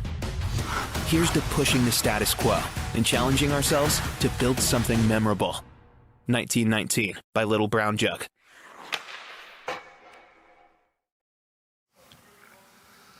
All right, we're going to get our pal Brandon Ruiki in here in just a couple of minutes and talk a bit more puck, get things going tonight. Again, of course, we are live at Cudds Powersports. Our great partners, the Derminator and the crew, did it up for us today. And we're going to look forward to having a great time tonight with the people of the Interlake down at the rink. Just as we bring in Brandon, this segment's a presentation of Prairie Toyota dealers. You're looking to dominate off the ice as much as your team does on it. Check out the Toyota Tacoma. Its standard I-Force engine boasts an impressive towing capacity of up to 6,400 pounds. In fact, it's the most powerful Tacoma ever. So whether you're hauling gear to the rink or heading to an away game, you can tackle it with ease. The available panoramic multi-terrain view monitor gives you a live underfloor view to navigate even the toughest terrain with ease. And when it's time to load up, the available power liftgate makes loading your gear in and out a cinch. Experience power, capability, and convenience with the Toyota Tacoma. Visit shoptoyota.ca or your local Prairie Toyota dealer during Red Tag Days from March through May. Rewucki, what is going on, my man? How are you? I'm doing good. How's it going over there, Huss? It's doing great. Our friends at Cudds have taken great care of us. We're still talking about the burger. Have you ever been to Carlos Cucina out here in the Gimli area for the burger? They're like the talk of Burger Week every year. No, I haven't had the good fortune just yet. Skates and Plates needs to do a roadie up here, Brandon. I mean, I love it. Sign me up. We can pair it up with a visit to the Crown Royal factory nearby. So. Done. I can get down with that. Done deal. I will say, I think they won for Canada in La Burger Week like 2 or 3 years ago. And we had this Jet Takeover burger.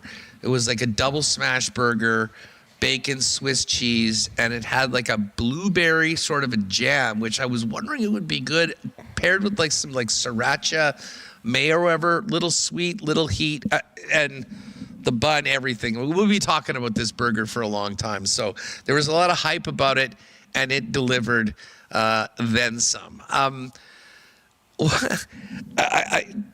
Obviously, we've got this Jets Bruins game tonight, but what did you think about Tuesday? Was that not just a kind of a story of the season? I mean, the Jets probably, for my money, for the entire homestand, played their best game. Yep. They finally get to 40 shots. I thought Balharry had a monster game. Adam Lowry looked really good. You get 3 points from Kyle Connor. The top line goes. And not able to pull it out in a shootout. And yet, even with the quote-unquote loss, they moved to 4 points out of a playoff spot. Yeah, I mean, it's funny because they continued their season motto, which is finding ways to lose. But at the same time, I think they played their best game in months. Yeah. Like but before that game, I was thinking, when's the last time the Jets actually took it to the opposition? And it might have been in like maybe January when they beat Minnesota 6-2. You know what I mean? But like it's been too long, despite the recent record going in a positive direction for them. But they were fantastic in the game. Like they were great. I thought Brad Lambert had maybe his best game as a pro. It was exactly what I think everybody had hoped for going into the season, what we just hadn't really seen yet. They played an outstanding game. And like I mentioned earlier, they found a way to lose. I mean, you have the Forsberg. How many guys on the planet can make that shot, that one-timer in that location on the ice? It's just been one of those years, Huss, where it's like last year everything went right. This year they have themselves to blame for a lot of it, but pretty much everything has gone wrong at the same point. So it's I don't know. I really don't know what to make of it anymore, Huss, because last week I was done and dusted. I don't want any part of this team in the playoff push. They play a little bit better. They still lose, but they get closer. So it's like I really don't know anymore. But there's no doubt that the degree of difficulty gets ramped up now that they've got a bunch of the East teams on the schedule here. And I think Jets fans who don't watch a lot of Eastern Conference hockey are going to realize, oh yeah, there's a step up in the level of competition compared to the East bubble playoff teams to what's going on out here in the West. Yeah, listen, of the bubble teams, yeah. But at the same time, all these teams, I think, have just raised their level a little bit through the year. I mean, I was just talking to Pete Blackburn.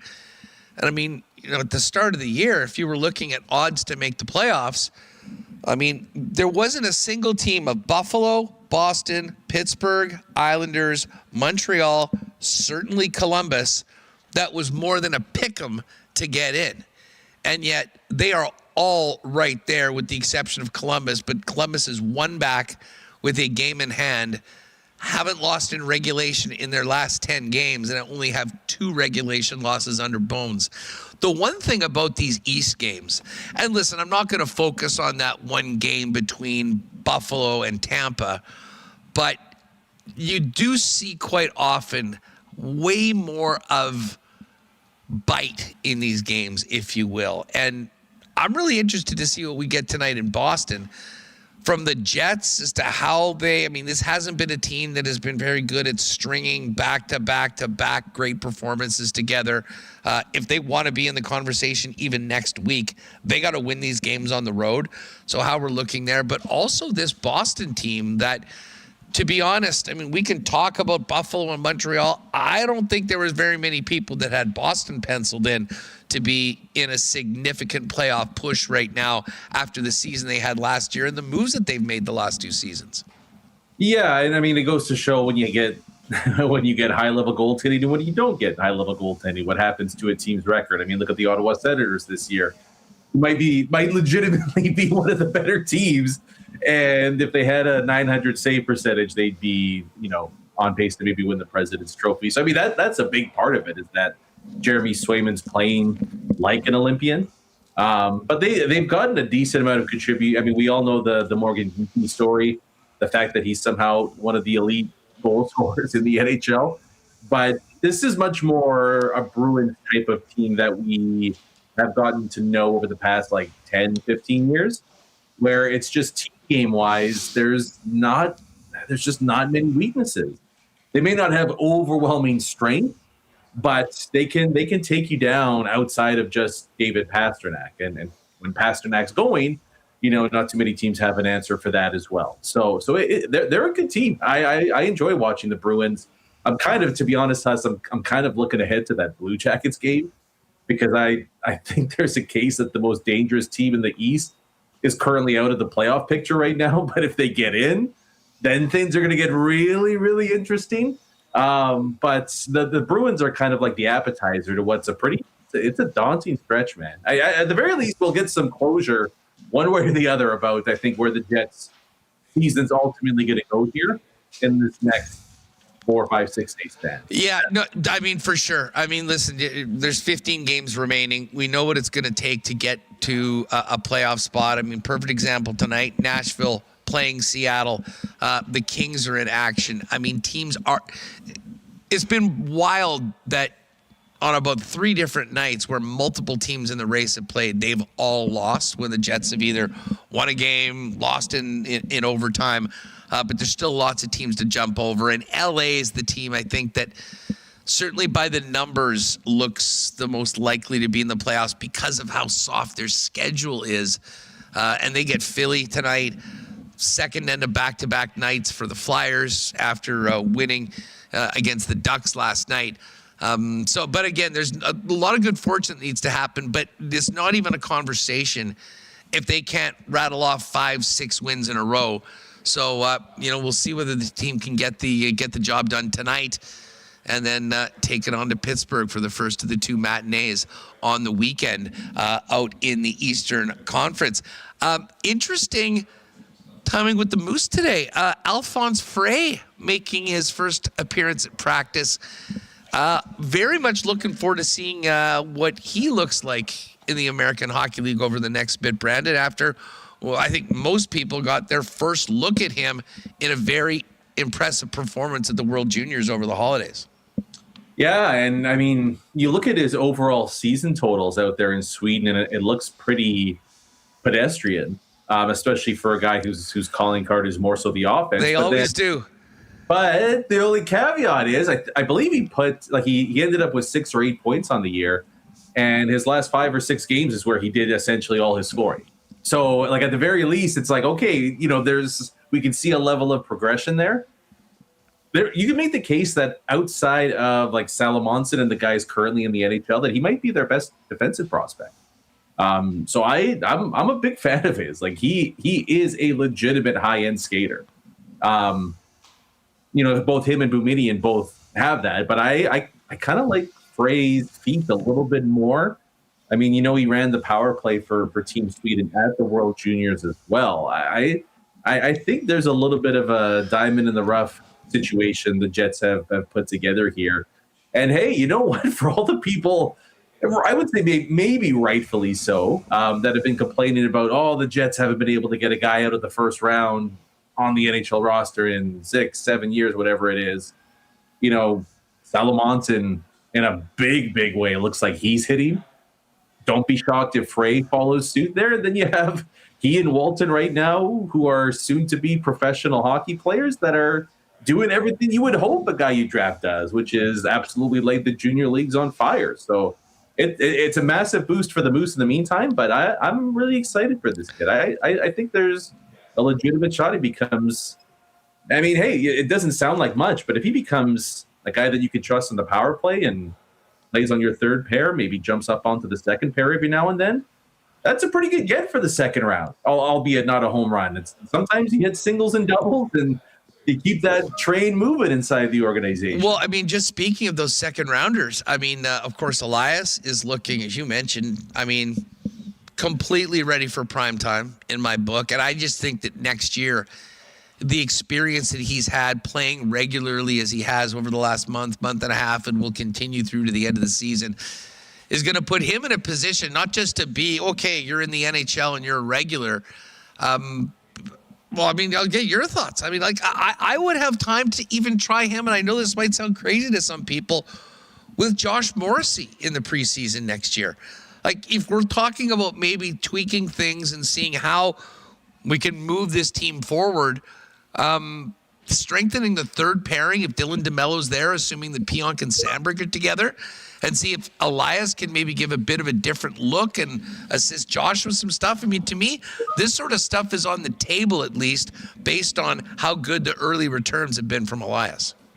Yeah, it's interesting because you don't want to break up what he and Sandberg have right now, but at the same token, I don't know, every time we give this kid more responsibility, the team just gets better and better. Like, it's a fine line to walk there. At the very least, though, he's playing heavy minutes, which is exactly what you want.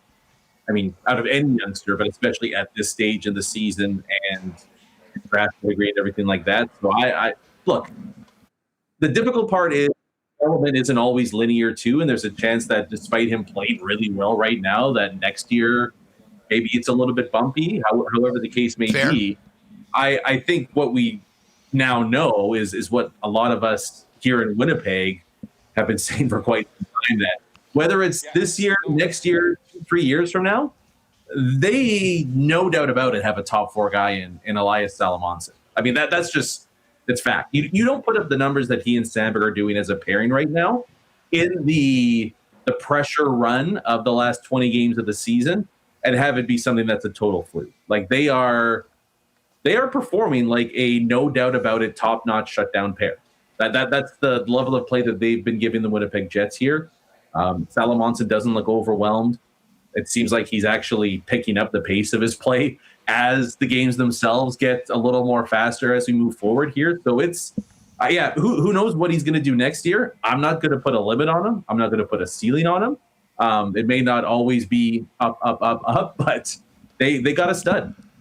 That's it. And that's massive, right? In terms of building your roster next year and moving forward. Yeah, and I mean, listen, some of these trades just keep on bearing fruit. I mean, Elias, along with Morgan Barron, with the way that he's playing, I mean, he was the pick, I believe, in the Andrew Kopp trade, and it would be very nice to see Alphonse Frey turn into a player, because that would be, and we talk a lot about, this upcoming draft and what may or may not be available for the Winnipeg Jets. That's another piece of the Line A trade tree, which of course went to PLD, which PLD turned into Gabe Vilardi, Alex Iafallo, RIP Rasmus Kupari, and the second round pick from the Habs, Alphonse Frey, who presumably will make his Moose debut in the next couple of years. While we're talking about Vilardi, how about the season that he's having and the performance that he put on against the Predators Tuesday night? I mean, he's one of those guys that I think if you don't live in this market, you probably don't know much about him at all, right? I don't even know how many NHL fans realize that he plays out on the wing than down the middle where he was drafted to play. But show me 5 better net front guys in the NHL has than Gabe. And I don't think you can find those players that are active. Like you might have to go back to guys that retired in the last 5-10 years. But I mean, his hands in tight. I just don't think there's too many people on the planet right now that can do what he does in front of the net. He kind of defies logic in a game that's getting faster and faster, that he's as effective as he is when he's the speed of an iceberg out there. Like there is just there's no like dynamic speed ability in his game, but he understands his limitations and he finds ways to be really, really effective. He's a legitimate top line player. Really the only fault in this season is that he hasn't had a chance to get some action down the middle. And that's nothing of his own doing there. We talk about Salamonson getting the opportunity and being able to run with it. And the only reason he was able to showcase that is because he got a chance. And so I wouldn't mind seeing Gabe get a shot down the middle, to be honest with you. Well, you know what? You brought that up on this program last week, and listen, I give you credit because we talked a lot about the guys that are here, and this kind of came from our conversation about, with the way Barron's playing right now, the season that Lowry and Jonathan Toews have had. Like, why not in these final 15 games see a little bit more of him, maybe with some different players playing higher up in the lineup? But you brought up, listen, at the same time, you're maybe trying some younger players. Seeing what a Vilardi, maybe even another crack of Perfetti, who I think it was basically played 3 games at center at the start of last season, and then that was that, or maybe the season before, and see whether there might be something there. Because the bottom line is, and we've talked about this before, you go through what is available in free agency, which the Jets probably won't be able to get anyways. And you think about the cost to get a legitimate top 6 center in. It is easier said than done. And there's a reason why this problem has been an issue for the Winnipeg Jets, is that to acquire a player like that, it is such a significant layout, including picks and prospects, which I'm not sure is a good move for the Jets overall. Getting lucky with something internal that maybe you hadn't banked on would not be the worst thing, and I would be all for seeing a little bit of a look at that. I don't see what the downside would be if, in fact, the team gets to a point where it's pretty much writing on the wall that the playoffs aren't happening. Yeah, I don't expect anything to happen. If they're 4 points out, they're going to keep this going until 3 games left in the season, right? So It's more of a hopeful wish than anything, but it's like we touched on before. Like, I guess I would say this too, Huss. Is like, look, face-off wise, I don't know if he's any decent in that regard. There's a good chance, just because of not playing center for so long, that he's not going to be a good face-off guy. But outside of that, like, what in Velarde's game would lead you to believe that he can't fit down the middle? You know, you need to give him some pace out there on the wings, but that's fine. You can adjust your lineup accordingly. But outside of that, the guy does his best work down low and in front of the net. And I think he can adapt to do that in the defensive end. Big presence.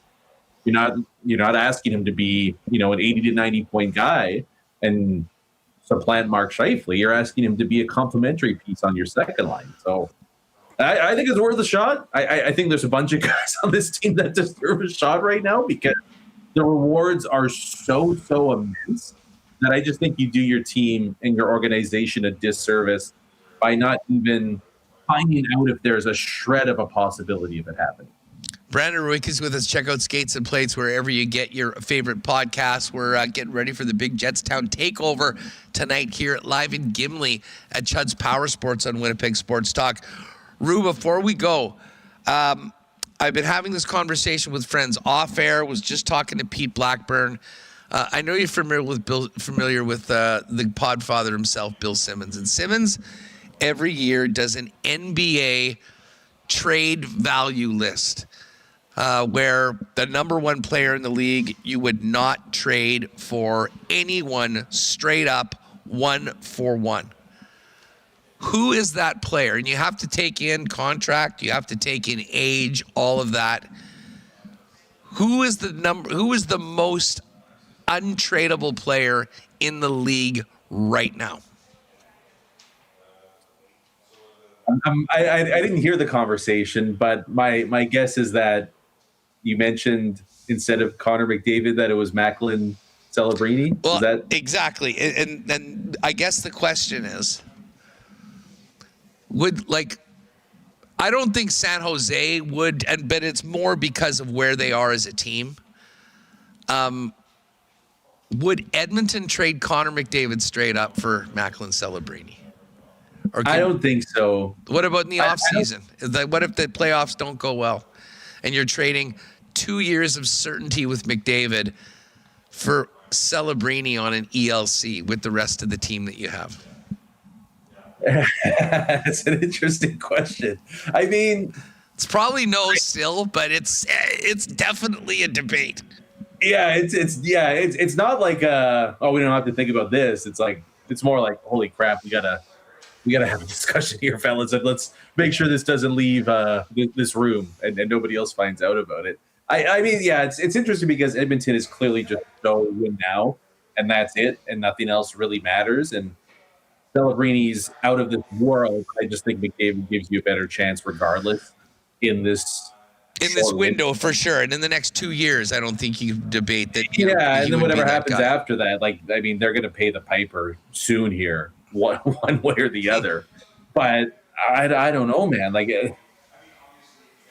This kid is just so unbelievable that it's hard. Again, it's hard. You don't want to make these big declarative statements, but he is producing at a McDavid level. There's the chance that this kid comes in a way, and it's funny because of it being in the Bay Area too. He kind of reminds me of Steph Curry in the sense of he shouldn't be this legendarily good, but we can't deny it anymore. And somebody that we didn't think would reach this level is going to be an all-time great in all likelihood if he keeps this up, a top 10 forward of all time. So it should be. I feel like so many people are just still hesitating to jump all in because he's so good so quickly. But how much more do we need to see, Huss? The kid's special. He's one of a kind. McKinnon would be an interesting one with Colorado, right? But I don't think there's an offer humanly available that would have San Jose even thinking more than 5 seconds about it. I mean, of those guys that we're mentioning, I mean, McDavid obviously is at the top of the list. Celebrini is right there. near that list. Many people would include Draisaitl there. McKinnon's there. Makar is there. You know who else? I mean, even if you grant those are your top 5, you know who might be 6? Matthew Schaefer in Long Island at 18 years old, doing something that no defenseman's done since Bobby freaking Orr. Yeah. I mean, Quinn Hughes is pretty nasty too, though. But who would you rather have, Quinn Hughes right now at this point in his career, at his age, with what you're going to have to pay him, or an 18-year-old Schaefer finishing up the first year of his ELC? Give me the Schaefer daddy. Yeah. That kid, he and you know what? He's just, and this is nothing against Quinn Hughes, but like personality-wise, Schaefer's a superstar, right? Like that's a kid that just gets it. I don't know if there's, he might be the most likable guy in the entire NHL. Like just because like he's right there. What he's been through, how he carries himself. You know, he's an 18-year-old turning 30, sort of a deal. Like he's in pretty good hands, man. it's pretty crazy to think. And there's some big time up and comers. We'll see what happens. But these next few drafts too, there's not a shortage of high-end talent. It'd be nice if one of the teams I follow found one of those guys. That's all right. Yeah, well, I mean, listen, there's the Islanders were 10th in the queue and won it last year, and that just goes to show the how you really can't rely on a lot of things when it comes to the draft lottery. You just hope you get lucky. Rue, great stuff. We will look forward to catching up next week. Enjoy the game tonight and the rest of this roadie, and we'll catch up next week when the Jets are back at home to take on Vegas and the Colorado Avalanche, and we continue seeing how everything shakes out in both the East and the West before playoff time. Beauty. Sounds good. Have a great time. We'll talk to you guys soon. Right on. There is Brandon Ruiki. All right, still more to come. We'll confirm our Jets lines for Clean Line Plumbing, Heating, and Electrical coming up. And, of course, we are live at Gimli. One of the Jets alumni is going to jump on the program for a couple minutes in just a second as we continue live from Cudds Powersports in Gimli before the Winnipeg Jets Town Takeover tonight on WST. I do want to thank our friends at the HSC Foundation and remind you all that right now the Fund a Need campaign is well underway. This is so important to help with the spinal surgery department. There's obviously a big weight. They're looking to raise $425,000, and every one of your donations will be matched. So it will be doubled. Of course, you'll get a tax receipt for it.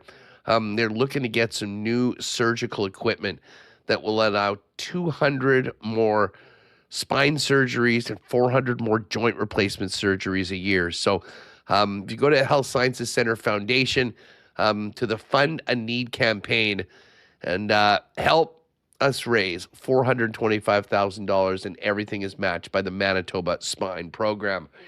And hey, making our finishing touches with our winner to get out to Aikens Lake this year. Don't forget, folks, if you're looking for a world-class fly-in fishing experience here in the province, where you can be on the water in less than a couple hours from the city of Winnipeg, Aikens Lake is the spot. World-class fishing and even more world-class hospitality from the Terren family and the Aikens team.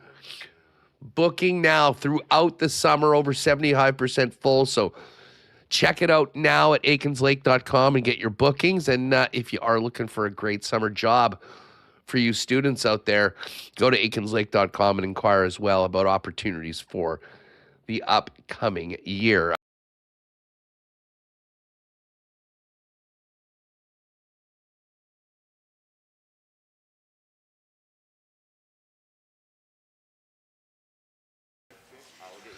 All right, gang, we're back. We got a couple special guests coming on with us in just a minute. But before we do that, I have to remind you, tonight is the final deadline for the St. Boniface Hospital Mega Million Choices Lottery. It's your last chance. I've reminded you a number of times. Please get your tickets tonight. Go right now to stbmegamillionchoices.ca and grab your tickets. You will be entered to win one of the incredible grand prizes. Your choice of one of 5 dream homes, 4 in the greater Winnipeg area, 1 in Victoria, BC. They're all worth upwards of $1.5 million or $1.25 million cash, tax-free. So be Manitoba's next millionaire. Support the incredible work at the St. Boniface Hospital Foundation research. And don't forget to also check in on the 50-50 and the Big Score Plus. The 50-50 draw is now at over 1.3 million. The prize is looking at, it's going to be $670,000, upwards of that. And of course, if you get tickets for the Big Score Plus, 60 prizes of $1,000 and 10 prizes of $12,000. So it's all in support of a great cause, the very important research at the St. Boniface Hospital. Right now, get to stbmegamillionchoices.ca to get your tickets. And you can also get them in person at London Drugs or your local Red River Co-op location. Of course, if you're with us live on YouTube, you'll see the background's a little different. We're here hanging out with our pal, the Terminator, and the great people at Cudds Powersports, one of the mainstays of the Gimli community, welcoming everyone from the Interlake and Jet fans around to the Jetstown Takeover. And look who rolled in from the Winnipeg Jets Alumni. It's Ray Neufeld and Derek Meach. Fellas, it's great to see you. Thanks for popping by. Oh, thanks for having us. Great to be here. Good to see you. Thanks for having us. What, Ray, I'll start off with you. I mean, you're very involved as one of the leaders of the Alumni Association. This must be, 12 months a year, I'm sure it's great to be a part of. But these sort of events, coming out, representing the team, connecting with communities is really a big part of the organization that a lot of fans don't see. Well, 100%. Yeah, we're busy doing stuff. I mean, True North House is doing stuff. We're doing stuff as a group, just our alumni itself, and going into communities and giving back to communities and just being supportive. I mean, this whole day today is outstanding. We just came from the schools and did some stuff with Project 11. So just a great day and great for folks to come and enjoy the day. Yeah, I know the team in the org was out yesterday getting on the ice with some of the kids and, both being on the ice, Derek, and, connecting in schools. It's kind of probably a fun way to give back and feel like you're back in your playing days. Oh, definitely. Yeah, it's a lot of fun actually to get out on the ice. You never sort of know what to expect fully, but every single time we get out there, the kids are having a ball. They're smiling. They're working hard, and that's what it was last night.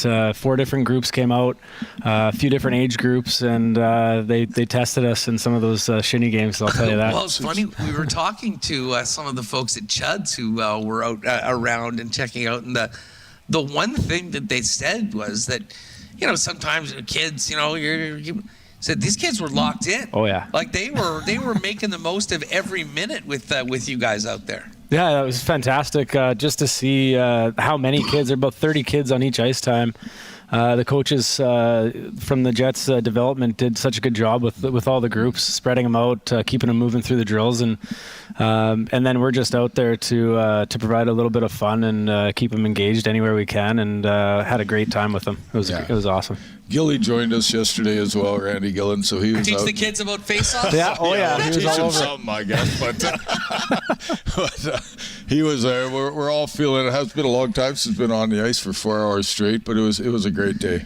Ray, feel people on your role with the alumni and some of the other things that you guys are doing throughout the season and even the summer. Well, I mean, I'm acting president right now here with the local group here in Winnipeg. So we got a great group of young guys. We're blending the old with the young and getting out there and being active where we can be, wherever True North asks us to do something or anything we put events we put on. So last few years we've been in Kenora, did 2 great events there. We're really well received. Got a lot of PR out of that, and we're getting connected with other groups. The Bruce Oak Foundation were just there the other day doing a floor hockey event. So we're bouncing here, there, wherever we're needed or wanted, and we're certainly having a great time doing it. Derek, how's your post-playing life coming together? Fill people in on what you're up to right now, and then we can get into your role with the alumni. Yeah, no, I've bounced around a little bit since finishing playing. You have that identity as a player your whole career, and then you come out of it. and you're like, okay, what am I going to do now, sort of thing. So I bounced around a little bit, had some really good experiences with the Moose organization, worked with the Winnipeg Jets Hockey Academy for a while, which was unbelievable. Same sort of thing with on the ice with the kids. And now I'm actually switched. I've pivoted fully. I'm in a project management scenario with a residential construction company called White Pine Homes, and really learning a lot, having a lot of fun there, and it's been a good challenge so far for me, for sure. Liking a real job? I mean, a little different than just the 10:30 practice and then hang out with the fellas for a bit, and then the afternoon naps don't come as often as you might have done in the playing days. No more afternoon naps, but and a lot more organizational skills are needed. Like I said, learning a lot. Able to challenge myself in a totally different way, but through the organization here, our alumni association, this gives me an opportunity to keep my face in the game a little bit and to mingle around with some of these guys has been just a dream come true. Like thinking about the opportunity of being part of these guys as a young kid, would have never thought it, right? Well, you're unique because, I mean, you're obviously a local guy and one of the alumni that have come through the 2.0 era, so, a little younger as well. But, I mean, very important, Ray, to have some of these 2.0 players to come in and take roles within the alumni and continue this moving forward into the next number of decades of Jets hockey. Absolutely, they've been so welcoming and just be a part of our group, and Eric Fair, Meacher, Cody Eakin, Howden, Quentin Howden as well, and we got some old time Jets who're still kicking around like Gilly and Jordy Douglas and some of the boys, Joe Daly and Billy Lazouk. So we just got a great blend of guys, and the friends part too, which brings the NHLers that decided to live in Manitoba and be a part of our alumni as well. So great group, a lot of fun. We really enjoy being in community, doing things and helping where we can. Now you guys in particular, you have roots here. Both. Winkler, Southern Manitoba, you're from the city. You come out to an area like the Interlake that maybe you haven't even been to. And whether you're doing, a clinic, whether you're at a school, whether you're here at Cudds just talking to the people in the afternoon, you realize the connection of the hockey club is deep in this province, and it doesn't just end at the perimeter of the city. No, definitely not. That's the eye-opener that I've experienced. Like you said, you go to all these little rural towns, and you see the enthusiasm from all the fans. Like you'll see this evening when we go to the community center, the arena here in Gimli, it's going to be packed. The promotional team does such a good job of setting up a real game time experience, and you can see the excitement on everybody's faces, getting a few Jets dogs in them and cruising around, buying a couple shirts, and then you get to watch the game on a big screen. It's a pretty cool thing, even for a guy like me, just to witness that kind of stuff. So, we've been all the way around, even into Ontario a little bit, to Kenora, and everywhere we go, we get such a good welcoming, and we're just blown away by the support throughout the whole province. And Ray, this town takeover that it's been in. Stonewall, we went through Oakville. Oakville was it's a smaller community, but my God, it's a big deal out here, and we've seen jerseys everywhere of everyone since we got here today. But your experiences, I'm sure, at these events before have been kind of eye-opening, but knowing that this is going to be great. Yeah, they're all special. Manitoba fans. Northwestern Ontario, I'll include them into this, but so many diehard Jet fans in this province. They just love the Jets. They love all the players. It doesn't matter what area you played in, WHA, current, and certainly my time.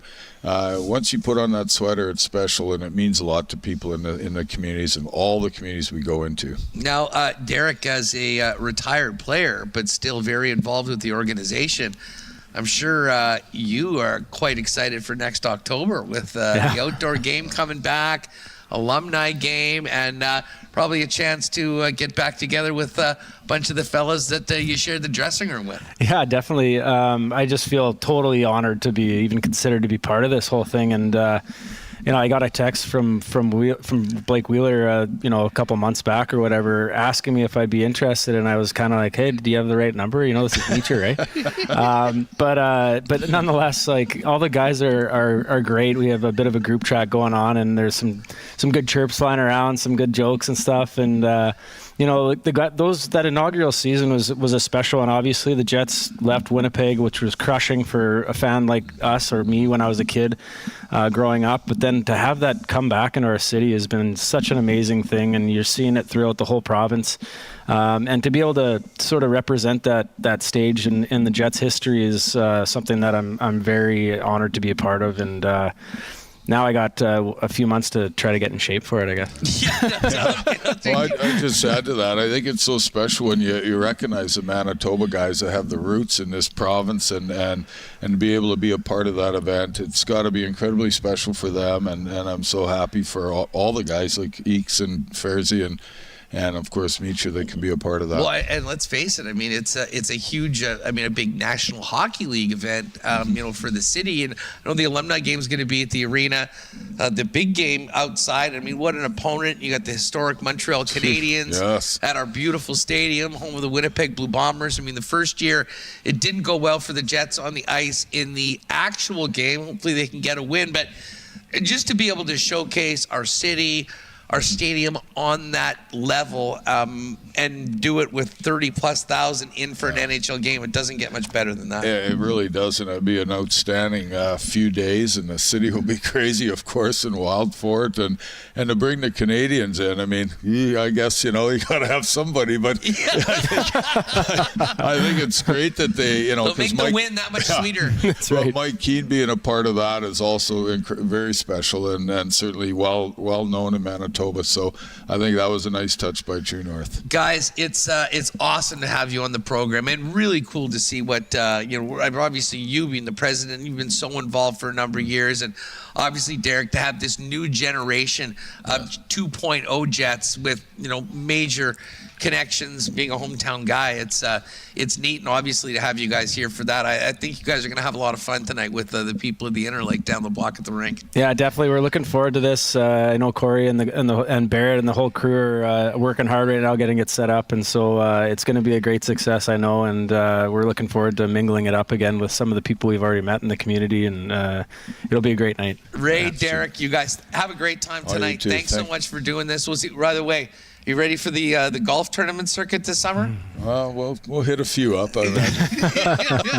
You're training for the game. You got to train for those things. As the president, you got to be out there for a lot of these things, right? You do. I know. We're trying to pass it off to these younger guys. Yeah.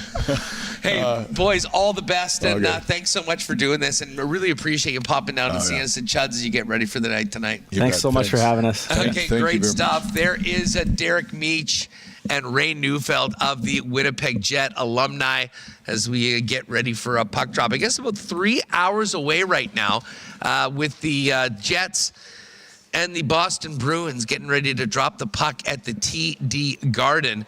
I imagine they'll probably have a lot of people start filling into the rink in Gimli around 5 p.m. or so. And then, of course, the puck drops, but lots happening in and around the rink. So, as I said, if you're just finishing up work in the city and the kids are a little restless, you want to have some fun with them, I think it might be a perfect time to hit the road a little bit. And as I say, there's a lot of excitement in this community for this event, and it should be a heck of a lot of fun. We'll get Connor back in here in Remis as we look to finish up, guys. Just having a few yucks with Ray and Derek. Thanks again to those guys for coming in and joining us today on the program. Ray's an absolute beauty. Meach is a pal, so it was great to have those two guys in, and big parts of that Winnipeg Jets alumni. And Connor, even for a young whippersnapper like yourself, it got to be cool to see that next level of Jet. And Derek was a guy that is a huge part of Winnipeg hockey growing up. Obviously had a great run in the National Hockey League, and we're now seeing that. When you think about it, this year is the 15th anniversary. The first team was here for 15 years, or I guess 16. So it's wild to think that we think about all this great, the 1.0 era. We've now basically lived the 1.0 era in 2.0. It's crazy to think about. It's crazy to think about. And I mean, it's an eye-opener when they're having an alumni game of players that were on this team, right? Like on this iteration of the Winnipeg Jets. Obviously, the first alumni game in 2016 was 1.0 alumni. Now we're at the point where we can go back to that inaugural team and get players from that for the alumni game. And did Meach confirm that he's on the team? Was that what happened there? Because breaking news. That wasn't public. A little breaking news on WST. Derek Meach, part of the alumni game. But yeah, that's awesome. And to see them so involved in the community like this is really awesome, because you see the effect that it has on the kids that love the Winnipeg Jets, and obviously the people that were around for the 1.0 era and have remained diehard Winnipeg Jets fans throughout. Yeah, I mean, just on that alumni game, I mean, obviously, a bunch of the names have been announced of the mainstays of the guys that were here for a long time. An absolute no-brainer for the team to lean on, especially considering Mike Keane is going to be in charge of the Montreal team. He's going to be doing everything he can to spoil the party. Mm-hmm. So getting the likes of Meach and Eakin and Howden and obviously Eric Bear, like some of the younger players that did play that are a little closer to the end of their career, I think will go very well. And Reem, also important to further integrate these guys into the alumni, as obviously Ray is looking great, but you've got a limited amount of guys from the 1.0 era around and involved, and as moving things forward, you'll absolutely you'll want to get guys like Derek to be front and center with what they're doing in the community going next up. Yeah, first of all, shout out to Derek. Says he listens to us all the time. Congratulated us on 5 years. Hey, thanks, Mitra. He's a great guy. Jets legend. And I mean, it's seeing the guys who were in the first Jets 2.0 team, 2011-12. Not too many of them in the league anymore. Evander Kane, Zach Bogosian still hanging around, but nice to see guys involved in the community at events. They do Jets Fan Fest every year. That has autograph signing, and Ray mentioned how they get out in the community. Yeah, definitely that list is growing, because they didn't really have that when they first came back in 2011, 2012. I mean, listen, everything. It took a little while, and I know that from the True North perspective, I mean, right to the top, with Mark Chipman, I think they really wanted to establish a vibrant alumni group, proud of being Winnipeg Jets and able to be a part of these communities. Because as we've seen from the schedule, I mean, like, it's cool when you do see, the Jets being able to do some things with the players. Obviously, they're getting out to the hospital a couple times. They'll do the reading. But, I mean, you just look at the schedule. I mean, it's not like it was back in the day where you've got these long breaks and you can do that. So, I mean, it's really important from a team's perspective, too, to have more folks that can go out and represent you. And we'll certainly see that tonight with those guys from the alumni, the staff and the people in the community relations department, as they just mentioned, who are there setting up. And as I say, the Fan Fest has always been such a fun time for us to be a part of, and I know this will really be neat tonight. But great to have Meach and Big Ray Neufeld on the program today, and we appreciate them coming on today. All right, well, let's get back to business, because we got this Jets game tonight. We may as well let's get to the clean line lines if we can for tonight's game. And am I just going to be doing the Kirk Contois every game for the rest of this season? There are no changes. I mean, at some point there certainly will be. But again, are we sure about that? Really, the one things that we're going back and forth with, it just depends on where Gabriel Velarde is. Yeah, Velarde could be on the second line with Perfetti and Lowry, where we expect to see him today, or at times when they need a goal, move him up with Scheifele and Connor, who will be starting with Alex Iafallo. Of course, Nyquist, Taves, and Rosen. Taves coming off one of his best games, obviously that big goal late to tie it up. Rosén still, showing glimpses game after game that he's got more to show. And, I thought Brandon made a good point. We can talk all we want about Morgan Barron being the second line center. That line played a ton, and Brandon thought might have had his best game as a pro.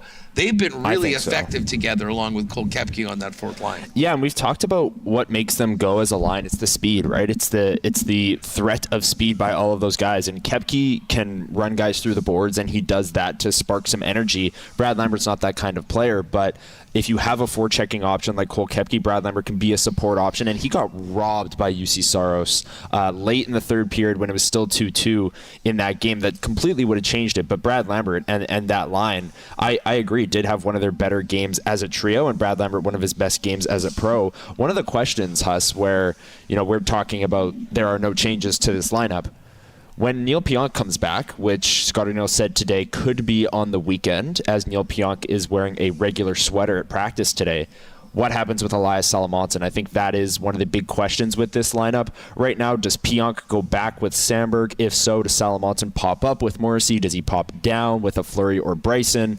It's going to be interesting to see what the Winnipeg Jets decide to do with their defense core when Neil Pionk is healthy enough to go, which might be this weekend. You know what? I'm not sure it really matters that much. Listen, I've got a lot of time for this Sandberg combination. I personally would like to see him play with Morrissey at some point.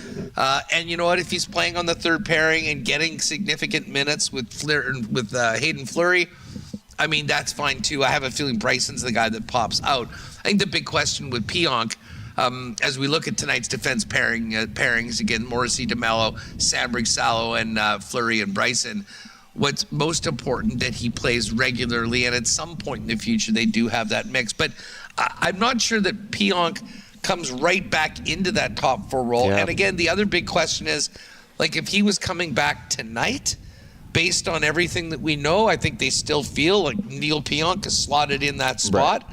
Right. Everything could be different in a week depending on what goes on in this road trip. For sure. And it could be different in a week, both for good and bad. If they win their next 4 games and get help on the out-of-town scoreboard and suddenly they're in it, well, then they might rely on Neil Pionk a little bit more. But more likely than not, Salamonson, like you said, it's been an emphasis for the Winnipeg Jets to play him in the top 4. They've done that. He's playing over 18.5 minutes a night, and that has to continue because he's thrived. He's excelled. Him and Sandberg have been on the ice for only 2 5-on-5 goals against since the Olympic break in 11 games. So they've been great. And think of some of the names that rolled through Canada Life Center last week, and they were getting the matchup. Kucherov, McKinnon, Robert Thomas. They were getting those tough matchups, and they didn't allow really any goals against at 5-on-5. So that duo has been awesome. And Elias Salamonson, to me, has been he's exceeded my expectations. I didn't think he would be this steady in his first 25 games, but he's been great. I'm ready to walk with Elias for the rest of the season and into next year. You old school WWE fans will know what I'm talking about. Old school? Well, not really old school. I guess old school. That's like 5 years ago, wasn't that, or 10? Yeah, okay, probably. Yeah, certainly not like 80s or 90s. Old school. I'm thinking about, it was 316 Day earlier this week. I know. We usually celebrate that on the program. We were a little bit, I think it was coming out of the weekend. There was too much to talk about to really get going with Stone Cold Steve Austin tales for 316 Day. All of that talking about the defense. I took the touch on this with Brandon, but I know you're going to be quite keen to see this Moose Club, who I guess Thursday night back in action tonight. Yesterday was the matinee game.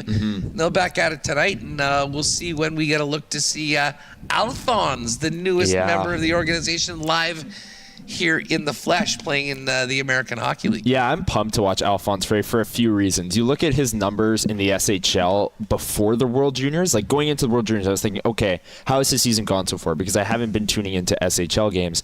And he had like little to no points. I think he had 1 assist in 20 or so games. But then coming out of the World Juniors and down the stretch, he went on a bit of a heater in terms of point production. And at the World Juniors, Huss, you touched on it with Brandon, that was kind of the first viewing for everyone of Alphonse Frey when he wasn't playing in Sweden and playing on that stage at the juniors. He was awesome. Him and Boumedienne were 2 of the best players on Sweden's gold medal winning blue line, and Alphonse Frey was on that top power play that was lethal for Sweden, that kind of carried them through that tournament as well. He set up Anton Frundell for a number of goals in that tournament, so I'm excited to watch him. He's got that smooth skating ability, puck moving, offensive instincts, and he's not going to be playing tonight for the Manitoba Moose as he just showed up, but we could see him on the weekend? And if so, that adds a lot of intrigue to these Manitoba Moose games, where there already is a lot with a number of prospects already in the lineup. Yeah, well, listen, 7 o'clock tonight, the puck drops down at Canada Life Center. If you're not out here in Gimli, watching the Jets with the Jetstown Takeover. Wasn't a great school day. Not a lot for the kids to get lit about. 4-0 loss yesterday, so they'll look to get one back on the Milwaukee Admirals tonight for the Manitoba Moose. Let's get over to the Coolbet lines because it is a busy, busy night in the National Hockey League. The first thing I need you to look at on the Coolbet lines, Huss, what is Duke on the live money line right now? Because they're down 11 at halftime. No way. Yes, they are down 11 to 16 seed Siena. They're still minus 476. I was curious on what this line was because Duke, the favorite to win the tournament, is down 11.5. Plus 7.5 on the spread. Unreal, man. For Siena, that is crazy. Crazy, they're down 11.5. They're the favorite to win the tournament. I would be in Dustin Nielsen's inbox so fast. Wait, he likes Duke? He's big Duke guy. What? Duke. I said, dude, that's like cheering for the dealer in blackjack.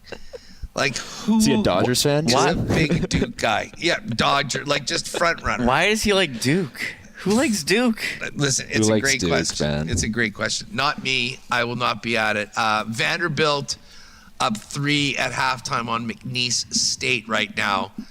Haven't seen much else of the madness. I do know I've got VCU over North Carolina.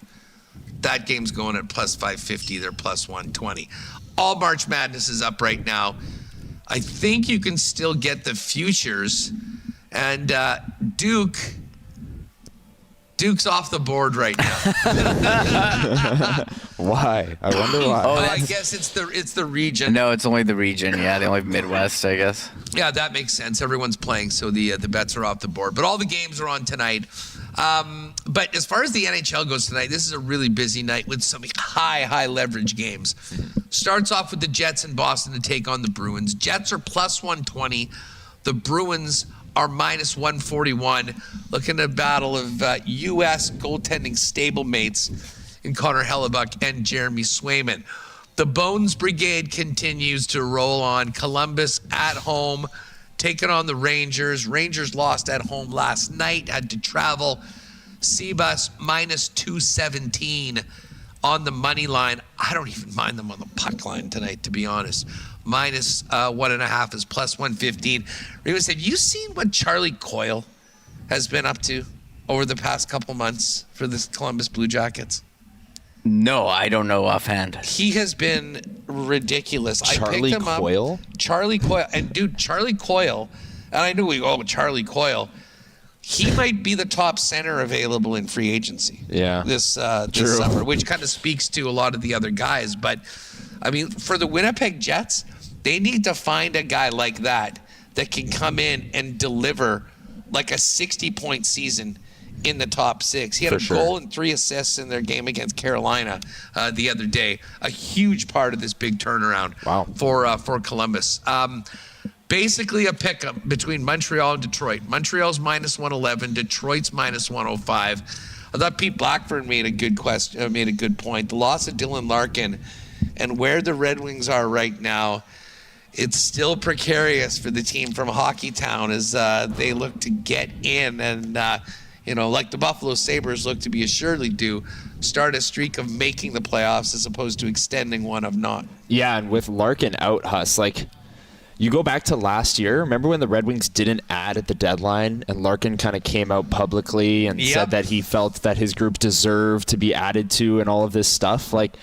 Now that he's hurt, but, hopefully he comes back soon and hopefully the Red Wings can get on a bit of a run. But if he comes back and then they don't, they did add this year. They traded a 1 and a 3 for Justin Falk. They made moves to add to their roster. So Larkin and this group that felt last year that they warranted that adding at the deadline and boosting up to be a great team, they added this year, and if they miss the playoffs entirely, that could be a huge whiff. And look, Columbus is making this interesting on a lot of teams. I mean, listen, Columbus can catch one of about 6 teams. For sure. So, no one's out. And I mean, Detroit goes into this game, I think they're only 2 points back of the Habs, too, at the same point to go on the other way. But They got to win this one. This is a huge game. Montreal, Detroit, basically a pick 'em in Hockey Town just after 6. Missed opportunity in Washington for the Senators yesterday. They're back at home tonight against the New York Islanders. Ottawa minus 133. The Islanders plus 113. Blackhawks Wild minus 222 favorites. And then this is one of these games that we're going to be seeing a few, and it'll be a tough watch for a Winnipeg Jet fan. Nashville versus Seattle. Someone's got to get 2 points, and the chances are the other team might get 1 as well. Yeah, that's the problem, Huss. We've talked all year about these 3-point games. This is when you don't want them to happen, right? This is when a 3-point, or an overtime Kraken win would be detrimental for this Winnipeg Jets team and their mini playoff push that they've got going on here. But again, could you imagine a Nashville win in regulation tonight? That would bring Seattle, LA, and Nashville all to 71 points. LA probably in action tonight too. Yes, against the Flyers later at night. The Sharks playing the Sabres. So say the Sharks lose to the Sabres, the Preds beat the Kraken, and the Kings lose. I mean, there's then 3 teams at 71 points, the Sharks at 70. Say the Jets win, then they're at 69 points. There's 5 teams within 3 points, 2 points of one another, which would just be an insane logjam in the Wild Card 2 race. So it's definitely out-of-town scoreboard season here, and seeing the Kraken play the Preds is not what you want to see. The line in that one, minus 135 for the Preds at home, Seattle plus 115. Oilers continue life without Dry. Minus 154 favorites at home against the Panthers, who are plus 130. Utah in Vegas. Vegas seems like they're due to just win a game against a half-decent team one of these days. Vegas minus 133, Utah plus 113. The Sabres, first team on my card every night because they just keep steamrolling. They're minus 143 favorites in San Jose against the Sharks. Sharks plus 121. Would be huge for San Jose if they could pick up 2 points right now, but no one's done a very good job beating Buffalo. They're coming off a shutout win in Vegas a couple nights ago. Tampa's a big minus 303 favorite in Vancouver against the Canucks. Canucks plus 250. And Kings at home against the Flyers, who just played last night against the Ducks. Nice spot on the schedule for LA at minus 172. I think Dusty and we are going to put together the Kings, the Sabres tonight, and we're going to take Tampa on the puck line as well at minus 1.5. That is just south of 4-1. Maybe we'll have to throw in Bones' crew on this ticket as well. Up to plus 614 with a Columbus win. We'll throw that in over at CoolBet. Plus 614 if you like Kings, Sabres, Jackets money line, along with the Tampa puck line. Tampa coming off beating the Kraken by 4 earlier tonight, and looking to get back into playing their best as we get closer to the end. And of course, they still have to track down Buffalo for first place if they want to win that division and have home ice in a potential series against the Sabres. Yeah. Wait, who were we talking? Sorry, I was monitoring the chant. Tampa, man. What happened to them the other night? They smoked Seattle by 4, 6-2. But I think they were 3-7. Yeah, they were like sliding. They were not looking good. I just remember when they came here. I still was stunned at that game. Like Kucherov, this guy, how many points is he gonna have this year? 140, 120 plus, and they didn't even show up. He had 93 points in 45 games. Yeah. He was on crazy. He had a stretch for a lot of games where he was like 3 points per game for a long time. Yeah. So it's been incredible season for them, but.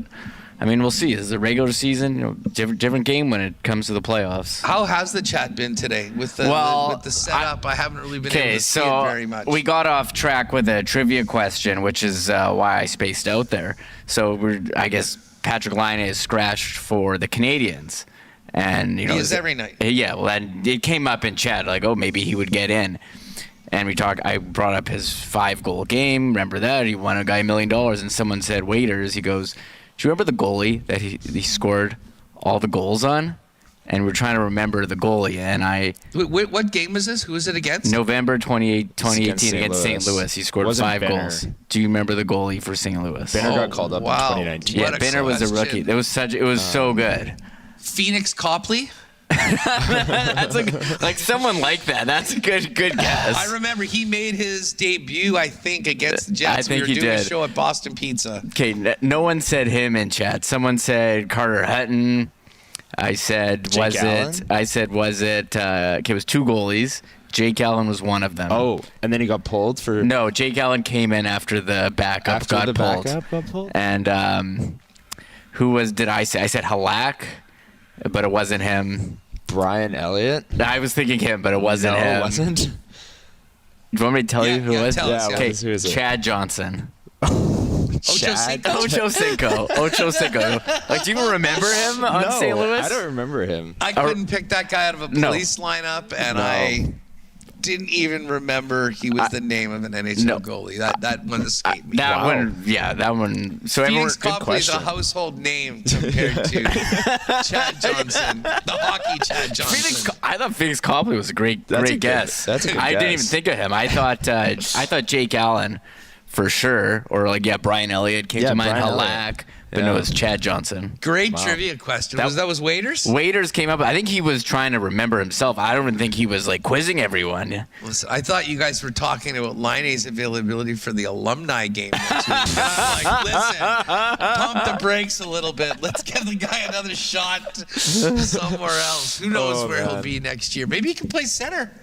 Yeah, a team that 2C. could use one. Patrick Laine. Anyways, gang, if just to finish up our cool bet lines, March Madness going on. What a nice bet. I never bet NBA. And I don't know why it was all this March Madness talk, and I won a couple bets. Shout out to Matthew Iwanek, our Champions Leaguer, came through yesterday. So the cool bet account was looking good. I said, I'm going to slam one on the Raptors at -7.5. They were up by 27 at halftime, won by 30. They've actually been playing well again. This is about the time of the year where I start paying attention to the NBA. Me too. Getting ready for the playoff series. The playoffs are fun. And the Raptors look like if they continue to be where they are, they just beat the Pistons, who, if you hadn't noticed, the Pistons were the worst team in the league 2 years ago. First in the East now. So they're in a good spot, and they should miss that play-in.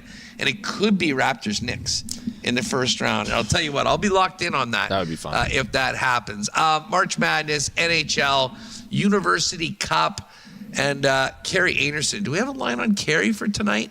Oh, yeah. -4.5. Let's just go to the rock line on this one. Forget about the -1031 for the pride of Gimli, Carrie Anderson and her team, Anderson. It's all there for you at CoolBet. Use that promo code WST for a 100% bonus up to $200 on your first deposit.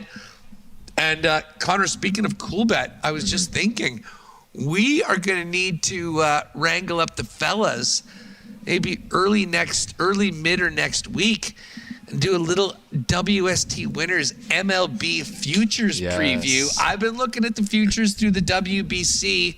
I know we'll have a ton of Jays props, but believe it or not, the regular season for Major League Baseball starts next week. Yeah, I'm fired up for it, Huss. And look, the Jays, Remis is getting the odds up here. I mean, the Jays are up there, man. World Series winner. They're the 4th highest odds, plus 1,200. Obviously, the Dodgers are going to be an insanely short number, plus 225. But AL winner, the Jays' 3rd highest odds, were tied for 2nd, with the Mariners, 6-1.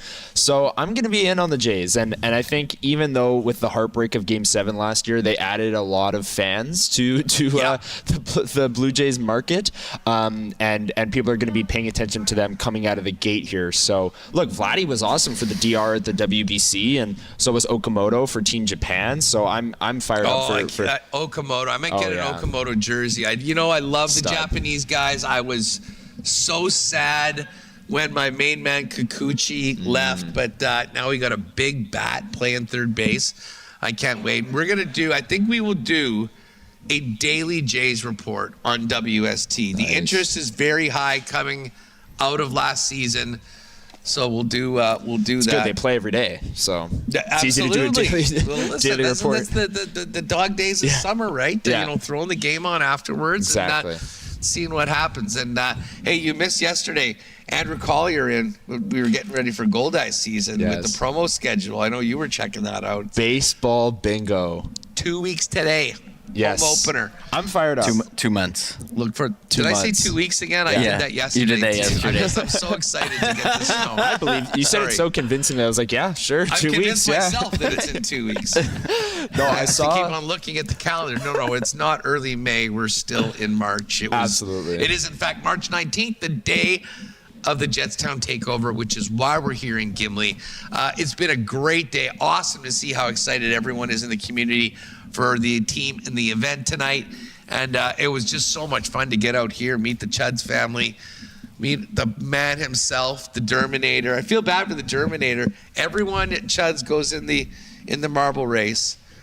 There has been winners, but our most loyal guy, the guy that made the connection originally, why we have the great support from Cudds, hasn't done it. Maybe tomorrow will be the Derminator's day. If not, we're certainly going to hook him up. And as I said, if you're looking for bikes for the upcoming year, RVs, boats, machines to take over other countries, like with the robot. I mean, there's a lot of artillery in this place right now, folks. You got to come out here and check it out if you're into it. Of course, they're at the corner of Highway 8 and 231 in Gimli. But going to be a lot of fun tonight. If you're in the area, in the Interlake, or thinking about driving out, the puck drops just after 6 p.m. at the Gimli Arena. Free admission. All are welcome. Have a Jet Dog and cheer on the Jets tonight. Once again, huge thanks to the gang here at Cudds Powersports for their support and their hospitality today. Still can't get over how good that burger was. Oh, man. Carlos Cacina. Unreal. 10 out of 10 on that one. And listen, fun show today. Thanks to Pete Blackburn, Brandon Ruiki, Kyle Balharry from the Jets, and of course Ray Neufeld and Derek Meach for coming and joining us today. That is going to do it for us. We're going to get packed up and get out of the way here at Cudds. They get busier after work. And we will look forward to seeing you live tomorrow as we kick off the weekend, recapping Jets Boston and looking ahead to Pittsburgh and the Rangers for the Jets as they continue a quick road trip out east. Tons coming up on tomorrow's show, including our weekly visit with Ken Weep. For Michael Remis, Connor Rabchak on location in Gimli at Cudds Powersports, this has been Winnipeg Sports Talk. Enjoy the game tonight, and we'll see you tomorrow on WST. Oh, my God! Oh! Shut it down! Let's go home! Thanks for tuning in to Winnipeg Sports Talk Daily. Make sure to subscribe on YouTube and your favorite podcast feed at winnipegsportstalk.com.